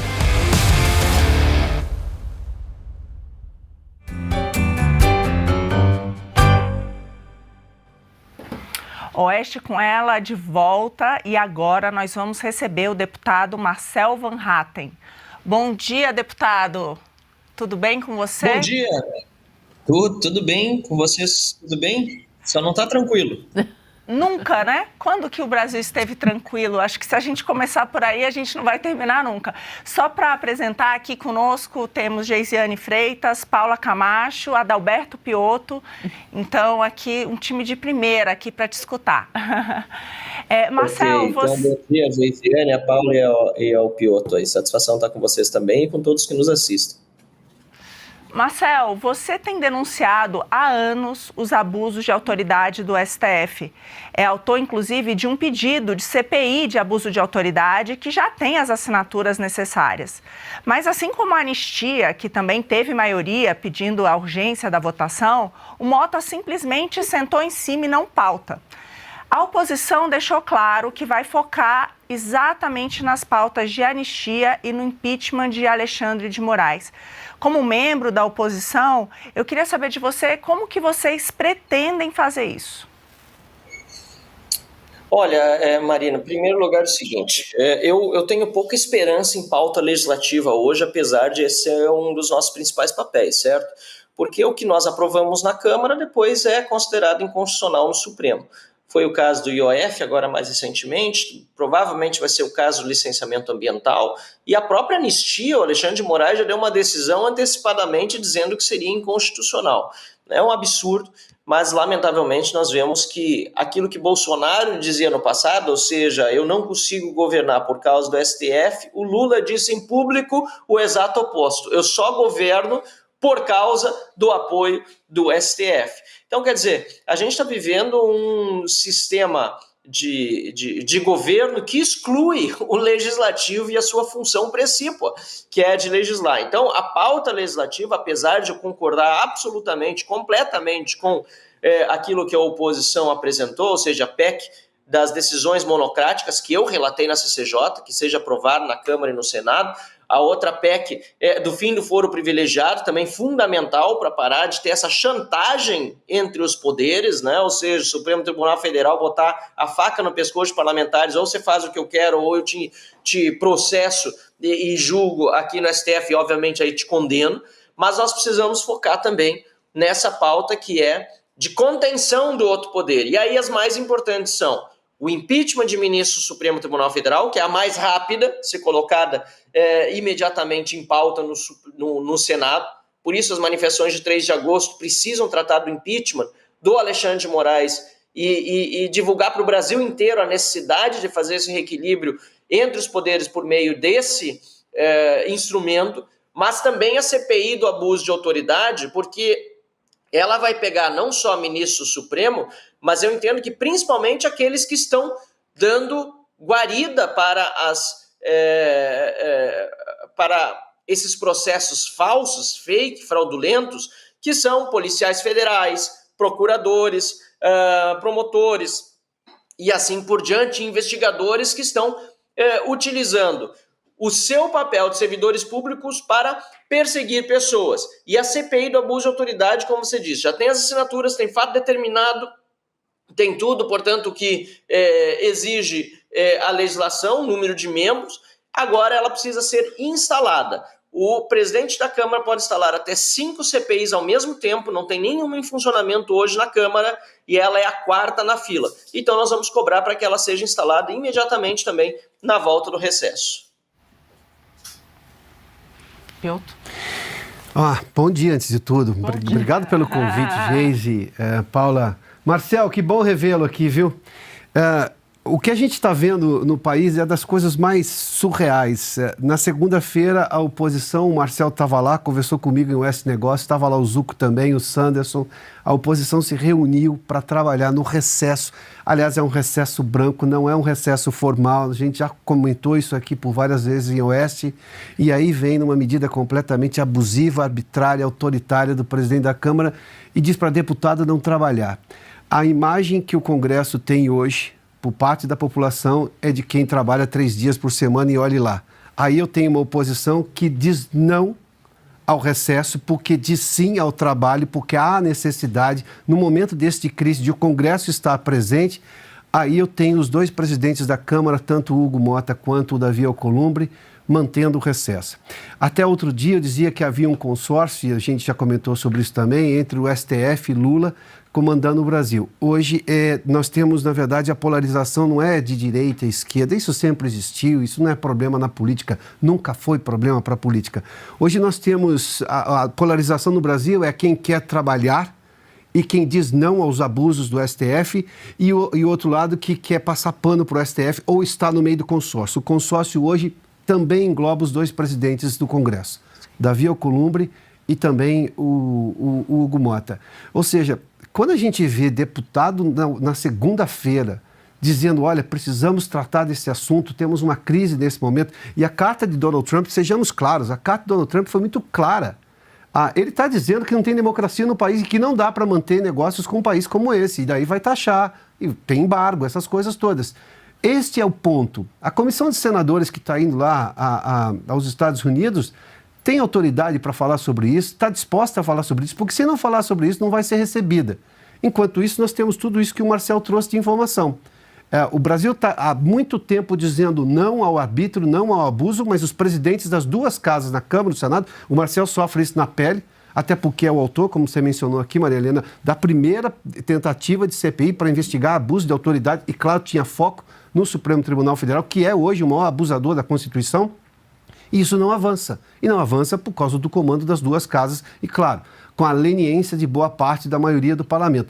Que, se a gente fizer justiça aqui, em alguns momentos deu sinal de independência, seja na questão do IOF, agora com relação também a uma série de outras medidas, mas aí vem o Supremo e anula. Não temos uma democracia, um estado de exceção. E isso não é lamentável. Isso é terrível para o país, porque ceifa completamente a ideia de presente e condena completamente o futuro do país. Sem dúvida nenhuma. Bom, Piotr, a gente aqui precisa fazer também essa ressalva de que, apesar de parecer que deputado trabalha de terça a quinta, mesmo agora no recesso, né?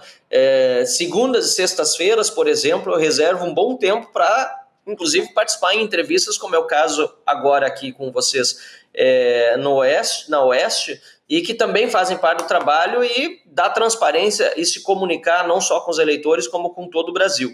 Então, é importante lembrar que essa exceção que nós tentamos abrir no recesso agora, que é branco, como você bem falou, na verdade é algo que a gente busca fazer todos os dias nesse estado de exceção, que é trabalhar de segunda a sexta, sábado e domingo, feriado, e levar informação para as pessoas para que elas possam, principalmente quem ainda não está consciente, acordar para a situação que nós vivemos no país. O dia 3 de agosto, o dia de uma manifestação que precisa ser monstruosa, precisa ser enorme e vai ser em todo o Brasil, também é um dia em que nós precisamos engajar aquelas pessoas que não estão ainda conscientes do que o Brasil hoje está passando, que é um momento em que um presidente da República, Lula, junto com um consórcio formado, como você bem falou, pelo STF, por membros da Câmara e do Senado, e por outras instituições, eu não posso deixar de fora, por exemplo, a OAB Federal, que é uma vergonha, e vários advogados Brasil afora, que estão se beneficiando desse grande esquema consorcial que a gente vive hoje no Brasil, Nós precisamos denunciar isso para o mundo para que nós tenhamos paz. Hoje não se fala mais em INSS, em roubo no INSS. O careca do INSS, segundo saiu na mídia hoje, acessou várias vezes o Senado e o Senado decidiu botar em sigilo as visitas dele por 100 anos. Eu espero que a CPMI, que vai começar a trabalhar em agosto, derrube esse sigilo.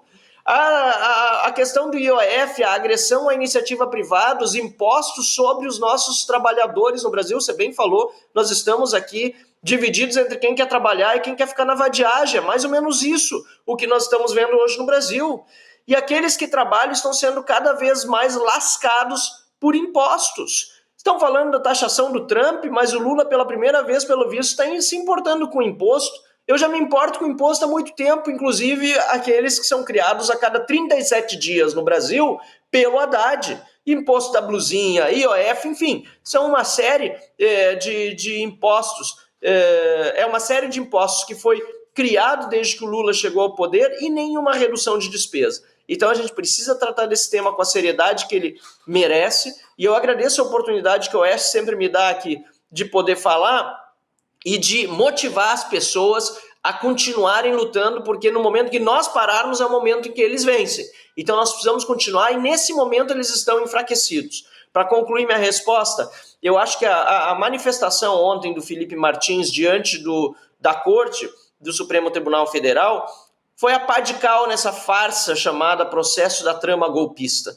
Ele demonstrou por A mais B que não existiu minuta de golpe, que ele foi torturado, que ele continua censurado, não pode dar entrevistas nem para vocês, nem para meio de comunicação nenhum, e que tudo o que ele viveu durante o período em que esteve no governo é transparente, pode ser publicado e nada a ver tem com um golpe de Estado. Então, acho que ontem foi um dia muito importante nesse sentido também, porque demonstrou para o Brasil todo e para o mundo que essa trama golpista é uma verdadeira farsa criada para perseguir opositores.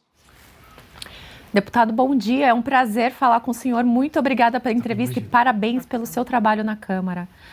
Deputado, eu perguntei isso ao Eduardo Bolsonaro, se com a iminente Lei Magnitsky, podendo atingir, inclusive, Davi Alcolumbre, que, sabemos, ele é a única pessoa que consegue avançar o processo de impeachment do ministro Alexandre de Moraes, se o senhor acredita que com essa punição que possa vir em cima dele, se ele vai colocar à frente, se temos aí alguma esperança que isso possa avançar? Olha, eu tenho convicção de que essas sanções já estão surtindo efeito. Na verdade, nós vimos o ministro Barroso, numa entrevista há poucos dias lá no Ceará, dizendo que preferia não tratar da questão dos vistos porque ele trata este assunto com importância e com seriedade.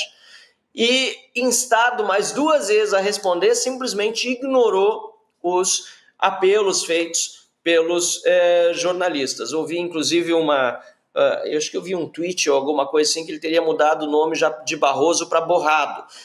Tá preocupado com o que está acontecendo em relação a eventuais negócios, inclusive, que ele possa ter fora do país, ou familiares seus, familiares seus, e assim por diante. Coisas que, de acordo com a lei americana, não podem continuar ocorrendo se a pessoa que está atuando em solo americano está atuando contra as leis dos Estados Unidos, contra a Constituição. E o mesmo deve acontecer com os demais ministros. Nós estamos vendo uma verdadeira cisão hoje na Corte. 3 ministros estão fora dessas sanções, pelo menos até o momento, André Mendonça, Cássio Nunes e Fux. Isso em si já causa, sem dúvida nenhuma, uma divisão interna na Corte, e agora o que nós estamos observando é que há uma reação popular fortalecida por essas sanções contra os ministros, contra os violadores, e não só ministros, porque há outras pessoas na lista, e que acaba fazendo com que realmente esse movimento pró-impeachment do Alexandre de Moraes ganhe força. Acho que o Piotr tem... Não, Marcel, só para não parecer injusto, e a sua ponderação vem em boa hora sobre a questão da imagem de que deputados e senadores trabalham só 3 dias por semana, a sua ponderação é muito justa e eu concordo plenamente com você. A minha observação foi só, olha a chance que o Mota perdeu, até porque preside a Câmara, de dar apoio, de incentivar o trabalho de parlamentares que foram lá numa segunda-feira, no meio de um recesso branco, para discutir a crise pela qual passa o país. Ou seja, é nesse sentido que eu ponderei. Evidentemente que parlamentares, há muitos que trabalham sim de segunda a sexta, aliás, muito mais do que isso, né? Porque a gente, não raro, os traz também para programas de final de semana e eles vão visitar obras e vão discutir as coisas com, obviamente, o seu público nos seus estados. Mas foi nesse sentido, a perda de oportunidade que ocorreu por parte do Mota, que obviamente parece não ter visão de absolutamente nada, de demonstrar ao público brasileiro que tem uma visão, sim, em algum momento distorcida dos congressistas, de olha, não, vamos trabalhar e vamos sim tomar à frente para discutir essa crise do país. É só essa ponderação, Marcel, por gentileza. Agora, gente... Não, mas é isso mesmo, você tem razão, a visão que as pessoas têm, inclusive do parlamento, é muito ruim. Tem muitos que não trabalham, e pior, tem muitos que trabalham 24 horas por dia, 7 dias por semana contra o Brasil. Né? Maquinando contra e perseguindo, inclusive, colegas parlamentares. Nós temos deputados do PT e do PSOL hoje que ingressam na PGR como se eles fossem os procuradores, os fiscais da lei, muitos com histórico, inclusive, de ilegalidades cometidos, para perseguir colegas. Então, a tua observação, eu também respondi ela, mais porque realmente nós estamos tentando fazer o nosso serviço no Brasil 7 dias por semana, 24 horas por dia. Só que muitas vezes nós vemos que há outros que fazem o mesmo, mas lamentavelmente para o mal. Deputado, bom dia, obrigada por conversar conosco. Deputado, a gente está vendo que há bastante manifestações desde o ano passado, mas essas manifestações, elas são organizadas de cima para baixo, embora legítimas e com pautas legítimas, com credibilidade e que devem acontecer dentro de uma democracia, elas têm ali uma organização. Diferente daquele movimento que nós víamos antes ali, o movimento dos 20 centavos, enfim, o povo na rua ali um pouquinho antes do impeachment da Dilma. A minha pergunta é a seguinte, nós temos agora novas organizações. Eu queria entender com o senhor como é que a oposição está vendo esse levante um pouco mais popular, que é uma característica, inclusive, de democracias, a população se levantando para pedir, né, enfim, para colocar ali a sua vontade dentro de uma agenda política. Gostaria de ouvir do senhor, se tem alguma articulação dentro da oposição, como é que vocês estão enxergando esse movimento? Não, Zena, é uma fantástica pergunta, muito obrigado, e ela é absolutamente necessária nesse momento. Eu repito, é o povo na rua que vai mudar o nosso país, porque nas últimas décadas sempre foi por meio da mobilização popular, inclusive para garantir que tenhamos eleições justas no ano que vem. Ontem nós lançamos aqui no Rio Grande do Sul a aliança do PL com o Novo para as eleições de 2026. Eu sou pré-candidato ao Senado, junto com o deputado Sanderson, que estará na chapa, e junto com o deputado Zucco, que será o nosso pré-candidato, já a governador do estado. E queremos trazer mais partidos para essa aliança e já estamos tratando, com progressistas, União, republicanos e outros partidos aí mais na direita, centro-direita, até centro, para estarem conosco. Mas eu ontem, no dia desse lançamento dessas pré-candidaturas, dessa aliança, do anúncio, eu disse logo no início da fala que nós precisamos garantir que haja processo eleitoral ano que vem. Porque aquilo que aconteceu em 2022 com o Bolsonaro, ele foi censurado, vários apoiadores seus, vários que nem apoiadores seus, mas estão na direita, foram perseguidos e continuam sendo, foi antecipado para mais de um ano antes da eleição, porque Bolsonaro hoje está rigorosamente em prisão domiciliar e censurado, não pode usar suas próprias redes sociais mais de um ano antes da eleição. Então, o que nós estamos vendo acontecer hoje no Brasil é o que aconteceu no passado na Venezuela, que agora não tem mais processo eleitoral, nem se pode considerar que o processo passado foi um processo eleitoral, porque foi absolutamente fraudulento, as atas comprovando a fraude, observadores internacionais denunciando, e ainda assim o Lula decidiu ficar do lado de quem? Dos observadores internacionais isentos ou do Maduro? Do Maduro. E essa é a democracia relativa, a ditadura que eles querem para o país. Então, para a gente enfrentar isso, nós precisamos do apoio das ruas, nós precisamos da pressão das ruas, até para que os parlamentares de centro entendam que eles também vão perder com o PT hegemonicamente no poder. Na China, em Cuba, esses países idolatrados pelo Lula, lá só quem é do Partido Comunista, quem é do regime, tem mandato. Se é isso que querem para o Brasil, continuem apoiando o regime. Se não é isso que querem para o Brasil, ouçam o povo que vai se manifestar nas ruas e vamos agir de acordo para que tenhamos de fato a democracia de volta e eleições justas no ano que vem. Deputado, nessa sua linha é exatamente isso, né? Não tem nada que um tirano tema mais do que o povo na rua. Essa que é a grande realidade. E dá tempo de voltar, né? Lembrando que a questão da Venezuela teve interferência também do Supremo de lá, né? Tudo começou com essa interferência que acabou destituindo o Congresso. E aqui no Brasil, de certa forma, a gente está vendo a mesma coisa, porque a gente está vendo um judiciário que, de fato, fechou o Congresso na prática, né? Essa decisão do IOF completamente arbitrária, passando por cima de 383 senadores, né? É um desrespeito completo. Agora, a grande verdade também é que o Congresso permitiu tudo isso, né? O Lula também já disse que não governa sem o STF. Então, a gente sabe que esses avanços, eles têm acontecido por conta dessa omissão do nosso Congresso, que era o único capaz de colocar esse freio. E aí, eu gostei do que você falou. Então, aí no Rio Grande do Sul, isso é um ponto importante, né? Então, tem uma aliança aí, por enquanto, entre o PL e o Novo, né? Para lançar Zucco como governador, você e Sanderson para o Senado. Mas eu queria que você falasse sobre isso, porque nas últimas manifestações, o Bolsonaro trouxe esse ponto. Me dê metade do Congresso. A gente precisa de metade de um Congresso realmente de direita. E aí, deputado, o que eu queria perguntar para o senhor é, a pergunta que a gente tem que fazer para os candidatos ao Senado, tem alguma outra pergunta que não seja você é a favor ou contra o impeachment de Alexandre de Moraes? Marina, essa é a pergunta mais importante, eu não tenho dúvida disso. Essa é a pergunta que vai separar o joio do trigo no processo eleitoral do ano que vem e é a pergunta que os eleitores todos estão fazendo nesse momento aos candidatos ou pré-candidatos ao Senado. Mas, obviamente, o senador precisa também respeitar os interesses do seu estado e defender o Brasil em várias outras pautas.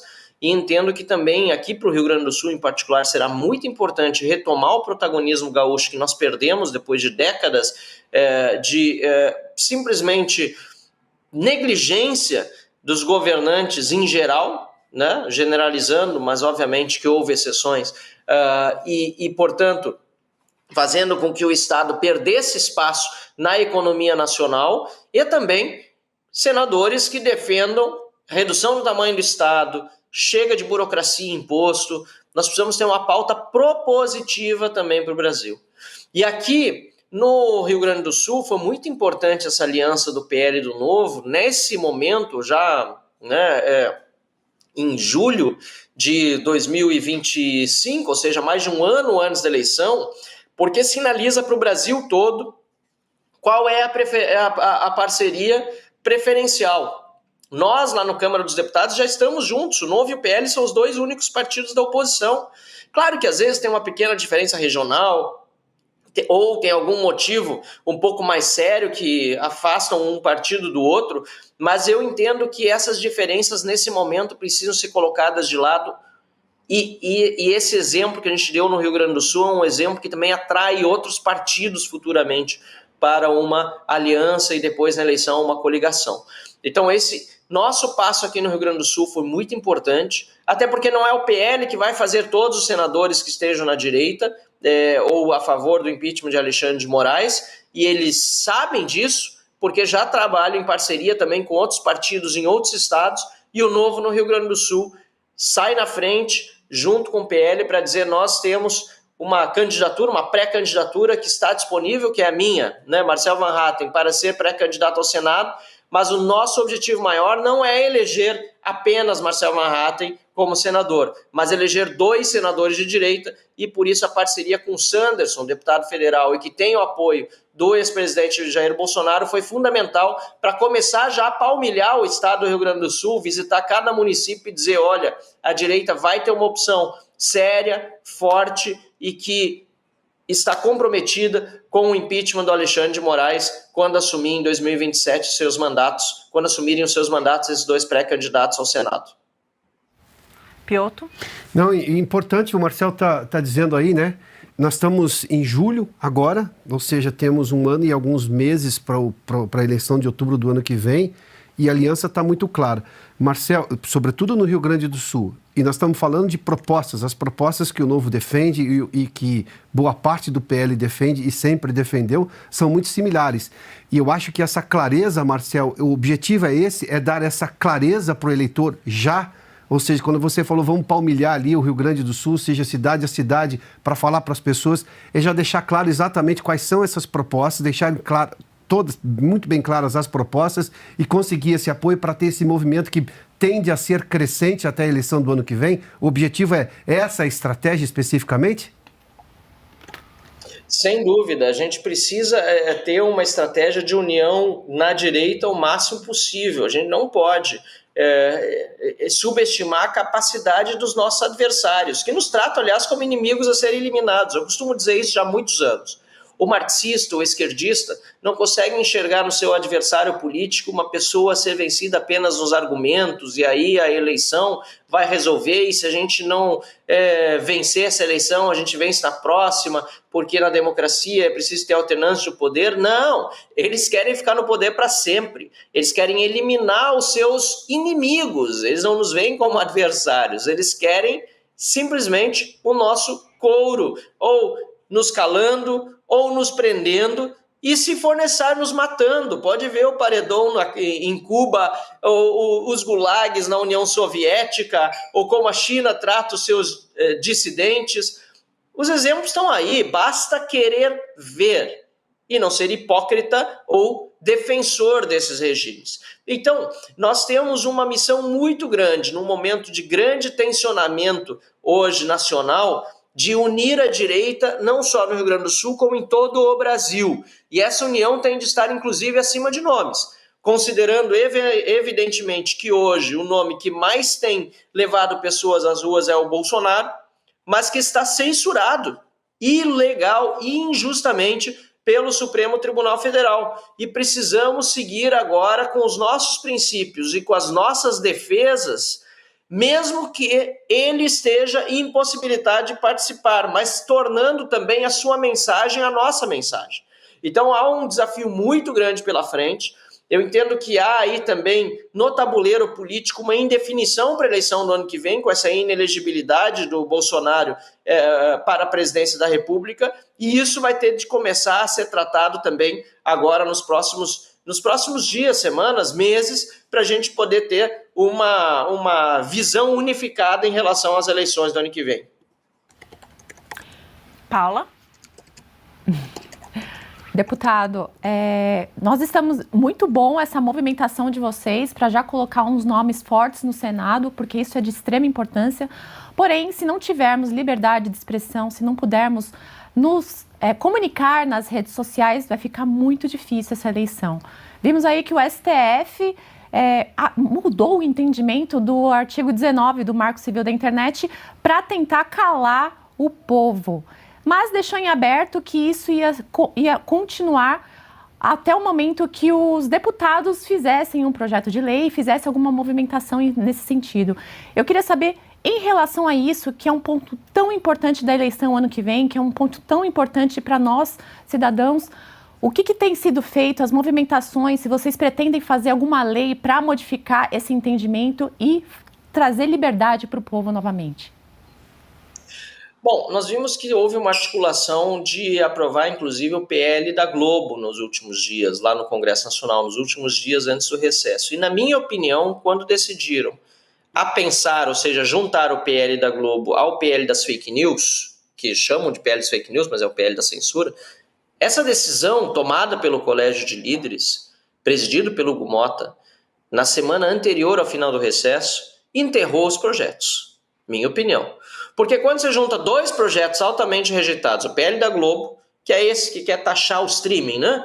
E no fundo taxar também o uso das redes sociais, taxar veiculações de lives, tem uma série de dispositivos ali que podem levar a todas essas taxações e algumas efetivamente levarão a taxações, porque outras são também de regularização, de regulamentação futura do governo. E aí a gente sabe que tudo que estiver na mão do PT vai virar imposto.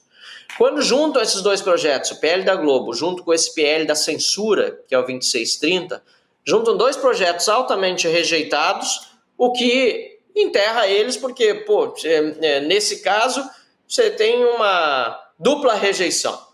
Talvez seja uma sinalização, mas não está muito clara ainda, de que o Congresso vai agir no sentido inverso àquele que agiu o Supremo Tribunal Federal, ao decretar a censura no Brasil, mas ainda não estipular exatamente como essa censura será feita. Nós vivemos num limbo jurídico, não há certeza sobre como se aplicará essa nova decisão do Supremo Tribunal Federal. Aliás, nem os próprios ministros não sabiam sobre o que estavam falando, as discussões eram absolutamente estéreis, né? E agora nós vamos ter de regularizar esse tema, né, ou retomar esse tema no Congresso Nacional. A gente tem preocupação, sim, de como o Supremo Tribunal Federal depois vai analisar isso, mas é uma preocupação para o futuro. Enquanto nós estivermos legislando e aprovando uma determinada legislação, pelo menos até segunda ordem ela vale, mesmo que o Supremo Tribunal Federal não goste. Agora, é responsabilidade da oposição articular, e com o fato de que a própria justiça americana está investigando a censura realizada, não estou falando do Trump, estou falando do judiciário americano, a censura realizada contra empresas americanas atuando em solo brasileiro pelo Alexandre de Moraes, também, sem dúvida nenhuma, enfraquece essa decisão dos ministros. Não dá para ter certeza de como essa situação se desenrolará daqui para frente, mas eu posso garantir que estaremos brigando e lutando pela nossa liberdade de expressão contra qualquer tipo de censura. Deputado, muito obrigada pela sua entrevista. Sinta-se em casa. Sempre que você quiser dar uma entrevista, as portas da Oeste estão abertas aqui para o senhor. Um ótimo dia. Eu que agradeço. Muito obrigado, Marina. Obrigado a todos que estão aí no estúdio também. Sou fã de vocês e até uma próxima. Obrigado. Até uma próxima. As eleições de 2026 podem mudar o Brasil. E a informação é a chave. A Oeste já transformou o jornalismo digital. Agora, queremos também chegar à televisão. Para isso, dependemos de você. O Brasil precisa ter um canal de notícias que mostre os fatos. Assine a Oeste, espalhe a verdade e ajude a mudar o futuro.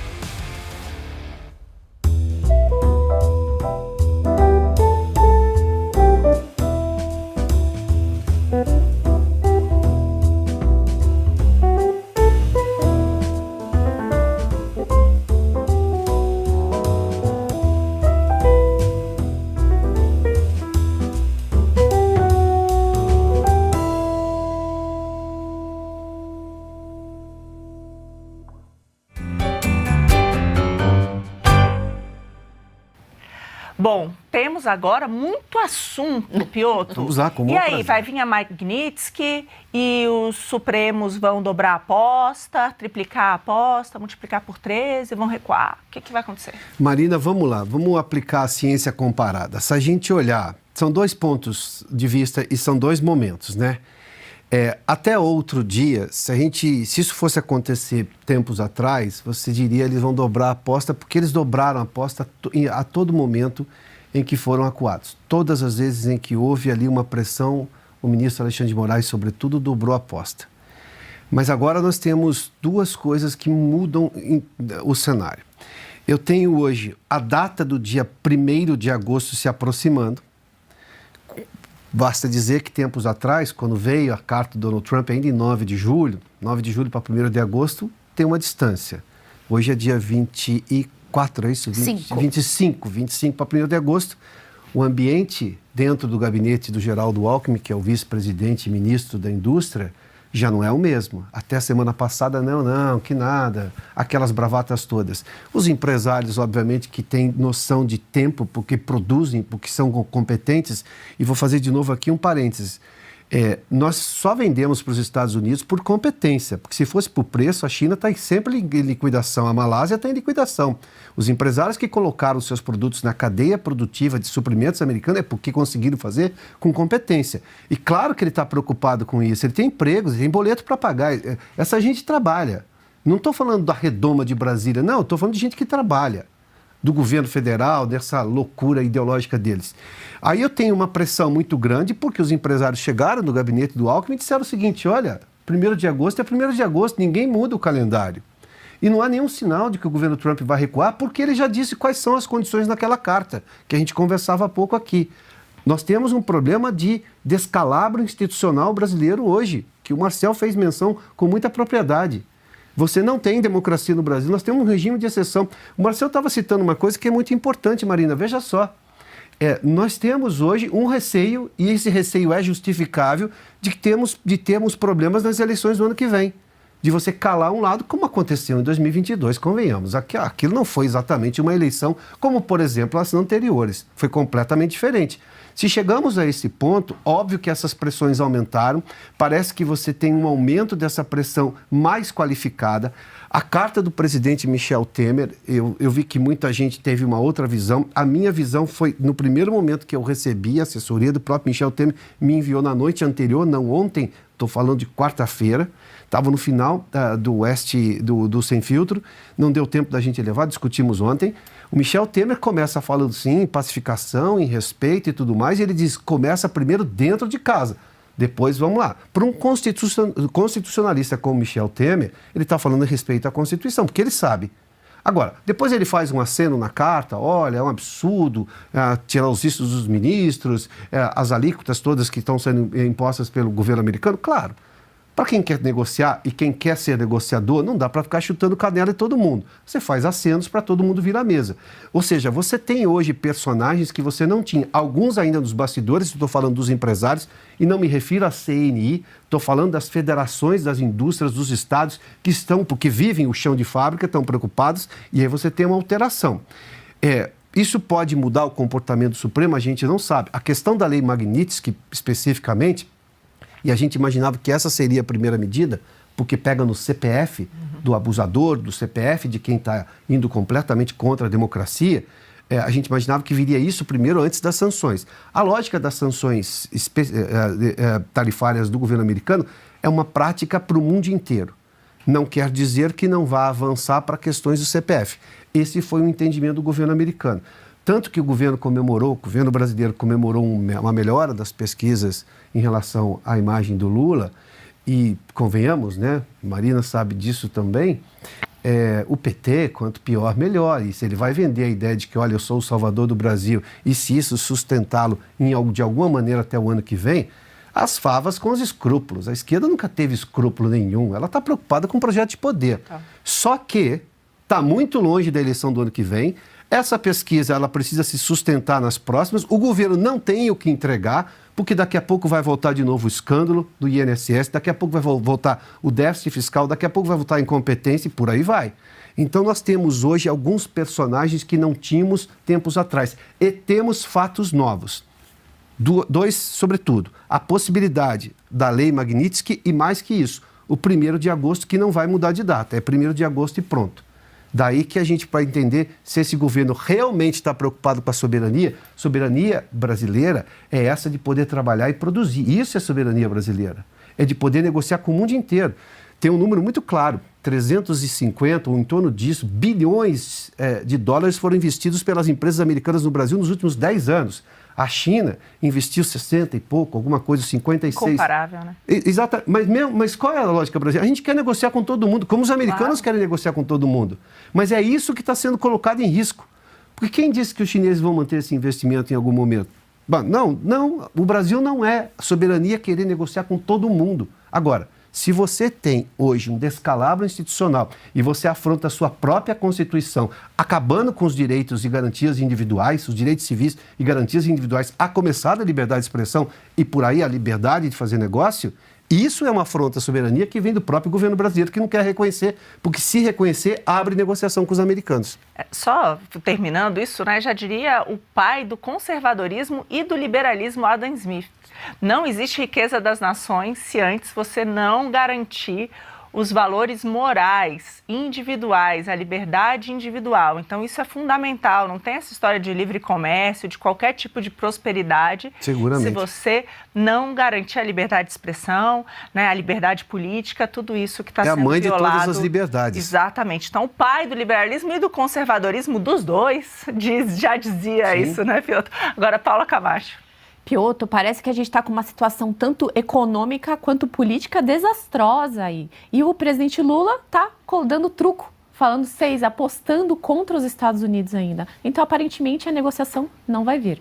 As consequências disso, eu queria ver com você, as consequências disso para os empresários, né, vão para cima do presidente Lula. Você acredita que ele pode ser punido de alguma forma? Pode vir, talvez, um impeachment, dado a gravidade do que estamos enfrentando, e ele simplesmente está fingindo que nada está acontecendo. A história do truco é inacreditável. É que a gente entende língua portuguesa. E depois da jabuticaba também, né? Inclusive, esse dialeto que o Lula fala, que é parecido com língua portuguesa, porque senão, se eu fosse um estrangeiro, eu teria dúvida da tradução. Falei, não, essa tradução foi mal feita.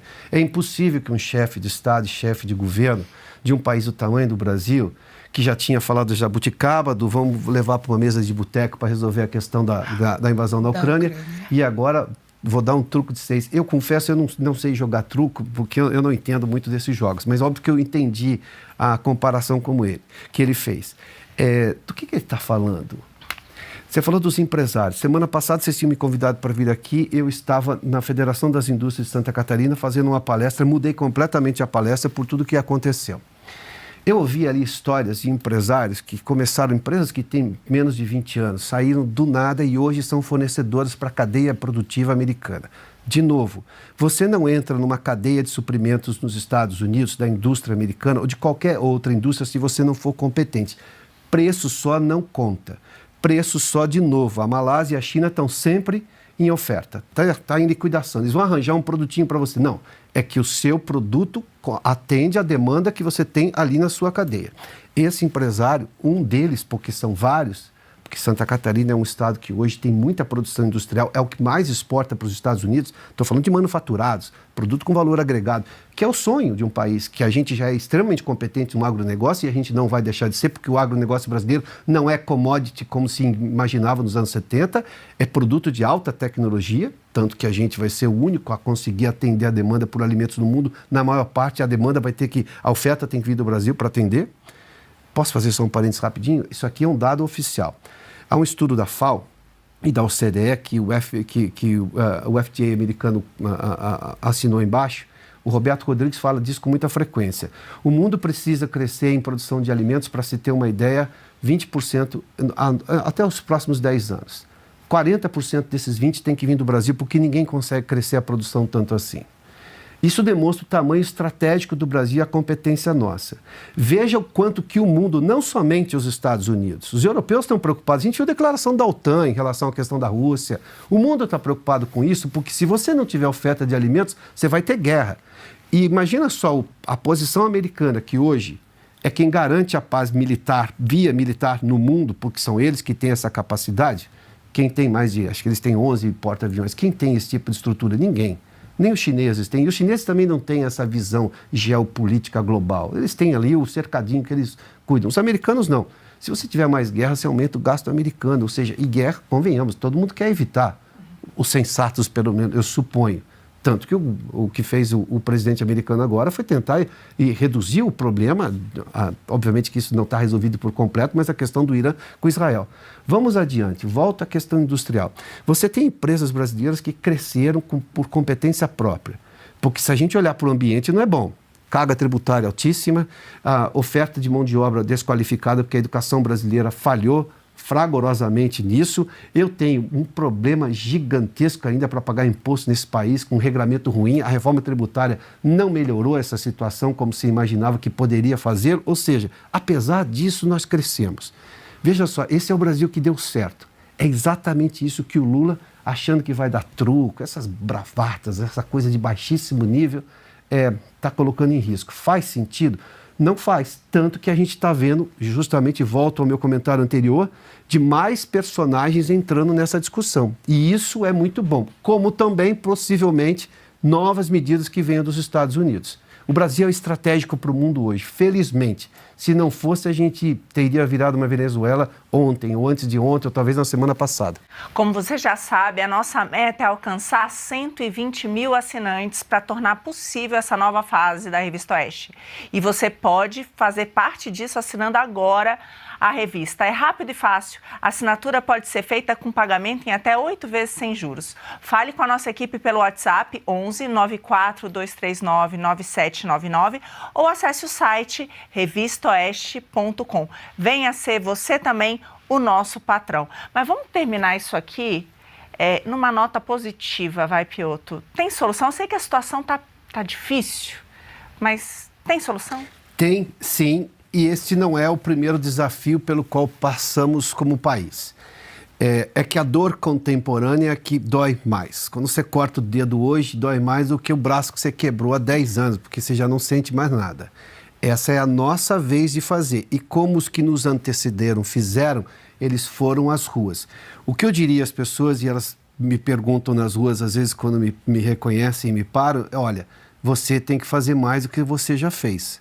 E não é só votar. Votar certo é quando você é chamado à eleição. Agora, se você conhece um deputado, fale com ele. Se você conhece alguém que conhece um deputado, fale com ele. Se você conhece alguém que conhece algum ministro supremo, fale com ele. Porque este tipo de informação precisa chegar na bolha de Brasília, que eu não duvido que já reconheceu o problema que nós estamos vivendo. Agora, eles vão resistir até o limite. Mas quando a pressão aumenta, e quem tem essa pressão, o dono do Brasil são os brasileiros, não existe Brasil, não existe país sem povo. É o povo a razão de existência de um país. Aliás, é a única coisa que você pode chamar de país.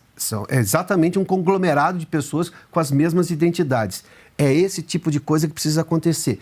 Se fizermos, a gente vai avante. Mas mais gente precisa se envolver na defesa do país. E hoje é contra o que está aí, nós estamos falando do lulopetismo, do governo Lula, que é simplesmente nocivo ao país, e a atuação completamente fora da lei do Supremo Tribunal Federal. Ninguém está dizendo para perseguir pessoas politicamente do ponto de vista físico. Não, ninguém está falando disso. Nós estamos falando de vida política. E essas pessoas estão fazendo mal ao país. Elas precisam ser tiradas do poder e aí a gente seguir. E isso se faz com eleição, mas se faz com protesto, porque neste momento o Congresso tem que reagir. E só vai reagir se houver pressão popular. Esse grupo do Centrão, são deputados de vários partidos do Centrão, eles precisam ouvir o barulho das ruas. Mas não só das ruas, não, do dia a dia que você, se você tiver acesso, vá lá e fale. Eu disse isso aos empresários recentemente. Falei, olha, vocês conhecem pessoas, conhecem advogados que têm acesso ao Supremo? Reclame para eles, porque eles vão, em algum momento, conversar com ministros. Agora, achar que só um grupo vai conseguir resolver essa questão, não vai fazer. Somos um país de 210, 220 milhões quase de pessoas. Muito mais gente pode se envolver e é preciso envolver, apoiando quem faz, mas fazendo a sua parte também. E conte com a Oeste para isso. Seguramente, estamos aqui. A nova edição da Revista Oeste já está no ar. Confira! Um chefe de governo, odiado pela esquerda, linchado pela mídia e dado como demente pelos economistas, Javier Milei calou a todos e salvou a Argentina da ruína. Em matéria de capa, Silvio Navarro mostra que a fórmula do sucesso de um país não é segredo algum, basta honestidade para reconhecer o caminho que funciona. E mais, a Brigada do Boçal Raiz, em análise apurada, J.R. Guzzo avalia como o comportamento irresponsável de Lula no cenário internacional só não é pior do que sua submissão ao STF. Negando a realidade, Rodrigo Constantino questiona a capacidade do governo e parte da mídia em reconhecer os fatos no caso das disputas tarifárias e diplomáticas com os Estados Unidos. O homem que não se ajoelhou. Flávio Gordon traz o caso de Felipe Martins, o ex-assessor de Jair Bolsonaro que foi submetido à tortura psicológica em prisão preventiva abusiva, mas preferiu não abrir mão da verdade. Esses e outros artigos você encontra na edição completa da Revista Oeste. Assine hoje mesmo e leia onde e quando quiser. Acesse revistaoeste.com/assine ou ligue 0800 580 2020. O Brasil que faz a economia acontecer está em Oeste Negócios. Que o nosso futuro está relacionado a isso aqui que nós estamos falando. Produto que está sendo polido e arrumado ele durante 50 anos. A gente sabe como fazer as coisas darem certo nesse país. Por que eu estou dizendo que isso é tão importante para o Brasil? Empresários, empreendedores, executivos de empresas compartilham suas experiências de investir e crescer no Brasil. O Brasil é um dos poucos lugares do mundo em que se pode crescer 2 dígitos ao ano. Há demanda, há recursos e tem muito talento. É difícil às vezes? É, mas tem muita gente que faz e acontece. Toda segunda-feira, às 8h30 da noite, nos canais da Revista Oeste, tem Oeste Negócios. Comigo, Adalberto Piotto, meus convidados e você.